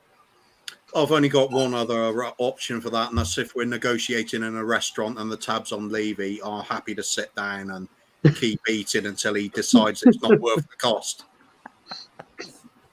Hilarious answer. That's hilarious answer. Dermot, is it Daigle all the way? Is it 4 out of 4 for Daigle, or maybe someone else in this panel you think could convince him? I just leave it to them two at the bottom. I just sit at the bar and drink all the alcohol on the Levy. He can pay for that. Just on Daniel's tab. Just to get on with it. No, I mean seriously, how can you look any further than Brian? He's made to anti-Levy. I think honestly, like you said, all he needs is just an hour with the man. There you are, everybody. There's the first question answered. Next extra time. Well, Brian's not the hero we need, but he's the one we deserve. I think if Middlesbrough needed a hero right now, it would be Brian Daigle. They could get him to pay that 20 million right now. I think Middlesbrough had need a a picture hero. of Brian, right, and he looks at it and he just shivers with fear. This man coming into my boardroom. I mean, I'd love to have a camera in the wall, Brian walking in there. This is who we're buying. This is how much you're paying for them. Get on with it. You can see Levy going, yep. You forgot about the bit about being hung over the balcony by his tie. Well, I was leaving that bit to you, Cooper. I thought you could be the dramatic. I'm not side doing that. of it. I'm raiding the fridge, mate.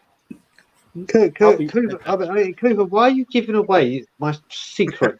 I was just going to say this is just too much confidential information here, everybody. But giving away Brian Daigle's secret plans for the negotiation to get that 20 million. I can't be giving them away here. But we're going to move on to the next one, saying now that we've seen some of the fitness footage, who do you think wins the Spurs 25-man squad marathon? As OGs that I know you guys are, I've asked you this question before.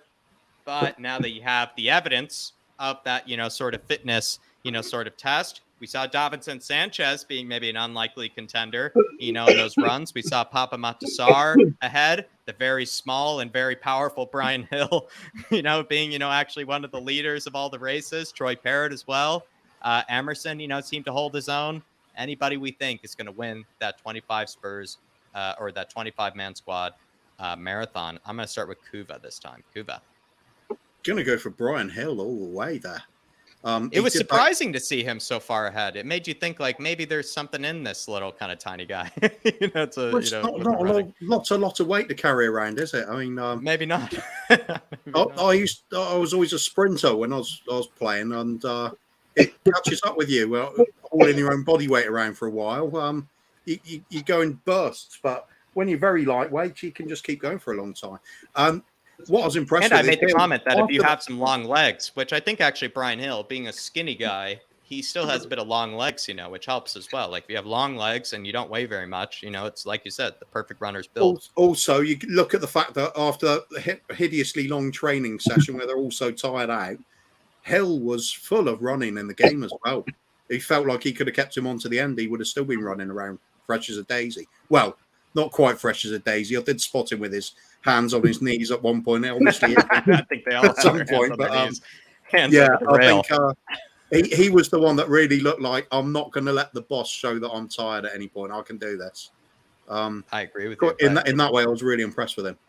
The real question is, though, is that good enough, to actually get him into the squad, which will be a future certain, kind of panel question. Because as much as he wins the 25, man squad marathon, is that actually good enough? Does Conte really care about that enough? Or is that just something for the preseason? I guess we'll find out.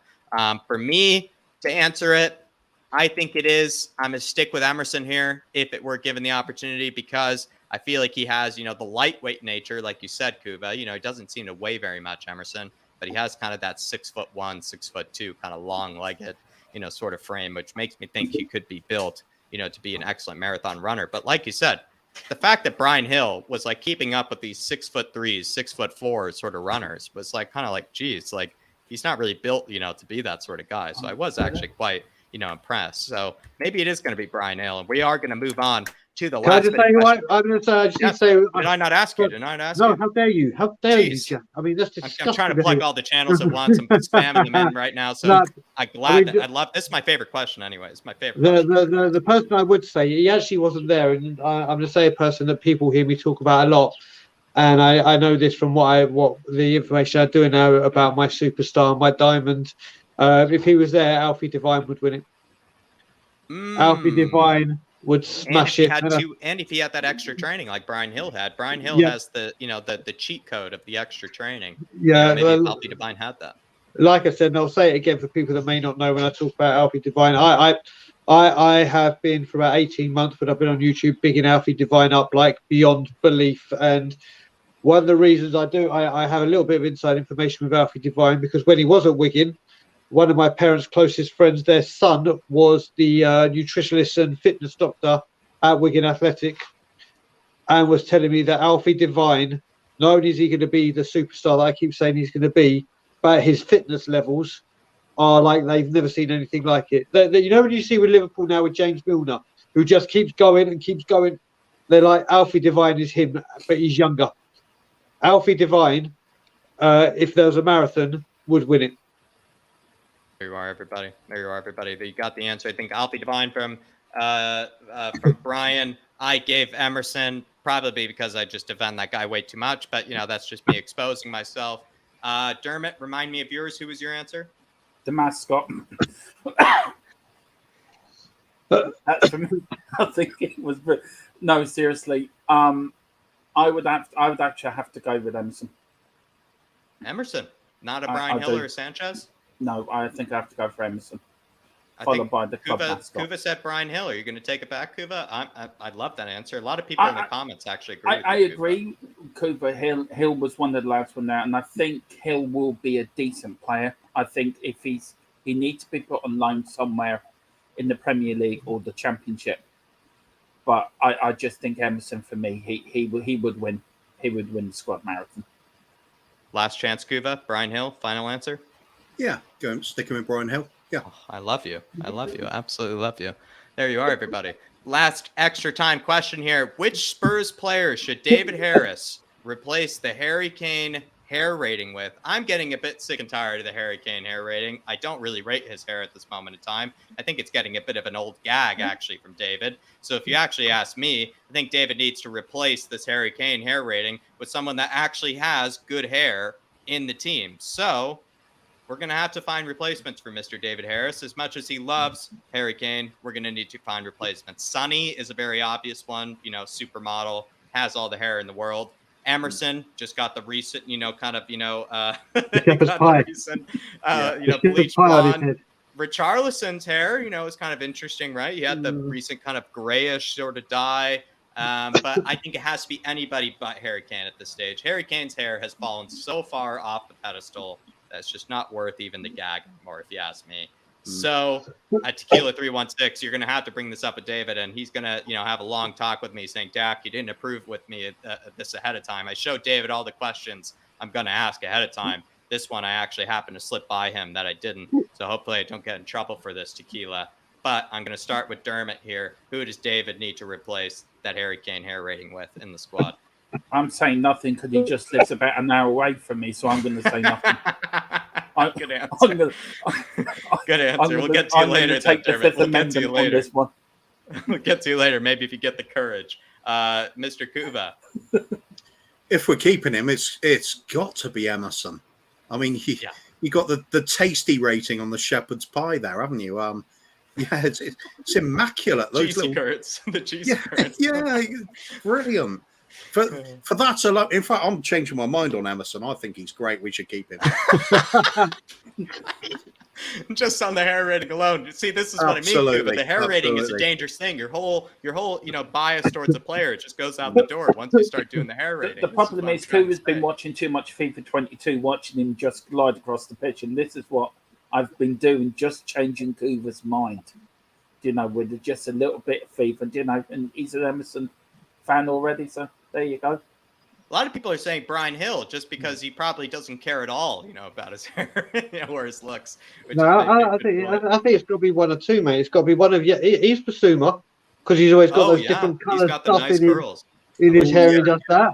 Or you've got even Perisic with those tight curls that could be changing. I think it's got to be one of the new boys. I think it's got to be one of the two new boys.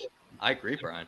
I agree. And also, if you get Jed Spence has got that's a right. bit of so mate, this is maybe But do you that's agree with me then? This is getting a bit ridiculous that David is talking about Harry Kane's hair when we have all these new guys' hair to talk about. It's getting a bit crazy. Is this the new transfer policy? I'm sorry. I have to stick with my Irish brother. I'm sorry, I can't do it. I have to stay with Harry Kane. I'm sorry, I have to stick with my Irish brother. I think you're defending yourself, Dermot, rightfully so, my man, because David will come back with a vengeance towards me. So I think, Kuva and Brian, I'm pretty sure they'll hold their own, against David when it comes to this. But I would say, you're going to have to stand, your ground because he's probably very upset, about this. And King Hoddle, yet again, with the save Emerson. He's just at my door at the moment. He's just banging on it. He's saying, where's Kuva? He's just banging on the door now.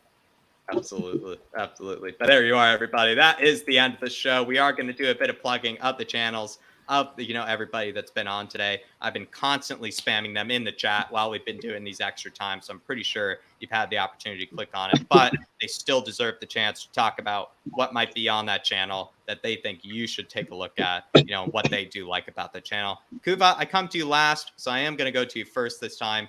And I do believe you have the Oh Yeah channel that we're going to be talking about. So tell me about HotSpur TV. Oh yeah. Big up to our mate Bob Spur. We've been doing a lot of recent shows, always bigging up the NHS. And of course, Bob did a big 24-hour fundraiser for it. The final amount has still not been presented to them yet because the date's now set at 22nd of August, I believe. Correct. So we're still getting in some more money there and actually trying to boost that total to 3,000 if possible. I think last total I heard was 2,650 if memory serves. I think it hit 2,700, Kuva. 2007. I think it hit 2,700. I think it's hit 2,700. I think there's talk of that whatever the final amount is, it will get doubled by a consortium of individuals who I don't know who they are, but they're very generous, whoever it is.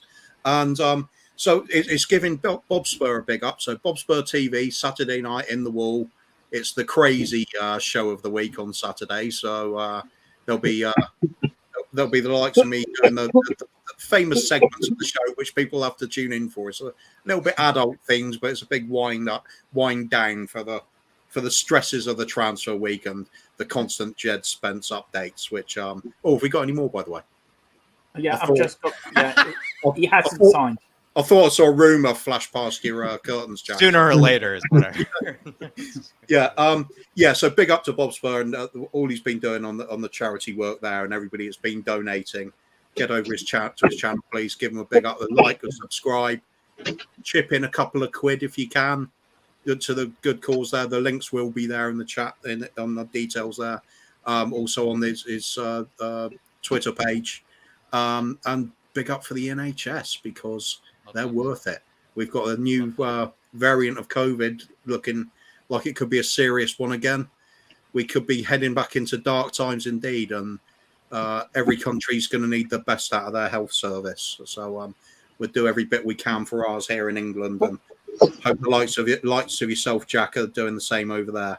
I know it's a difficult thing with for you all lot in America with the madness that goes on there. Yeah, I wish we had exactly. an NHS to give a check to be fair. But yeah, unfortunately, you know, that NHS, you know, I'd be handing it to a private insurance company, which doesn't seem, you know, as beneficial. But it's Bob Spur's, literally the point I'm trying to make. Bob Spur's campaign is a very important campaign, and one that obviously is someone that, you know, is kind of pointing light to the fact that, you know, the NHS, maybe while it may have its problems, which I loved about that stream, you know, he pointed about how maybe it has its problems, but it's also something that maybe we take for granted, you know, maybe something, or not we, but maybe people in the UK might take for granted, considering maybe what your neighbors, you know, across the Atlantic might have, which is not the NHS, you know, to work with. So it's a very good stream, as well as just a brilliant channel to take a look at. And we did put the link in 3 times there for you right there as Kufu was speaking. So please hit that link and show Bob Spur TV the support that he deserves. Dermot from Tottenham Gold, tell me about what's going on the channel, from FIFA to Izhan, one of our favorite statsmen in the business. Tell us about it. Yeah, we've got on Tottenham Gold, we've got a couple of shows coming up the next few days. We have a long leg special with Izhan tomorrow at 7 o'clock. We're going to look at his whole career from start to coming to Spurs.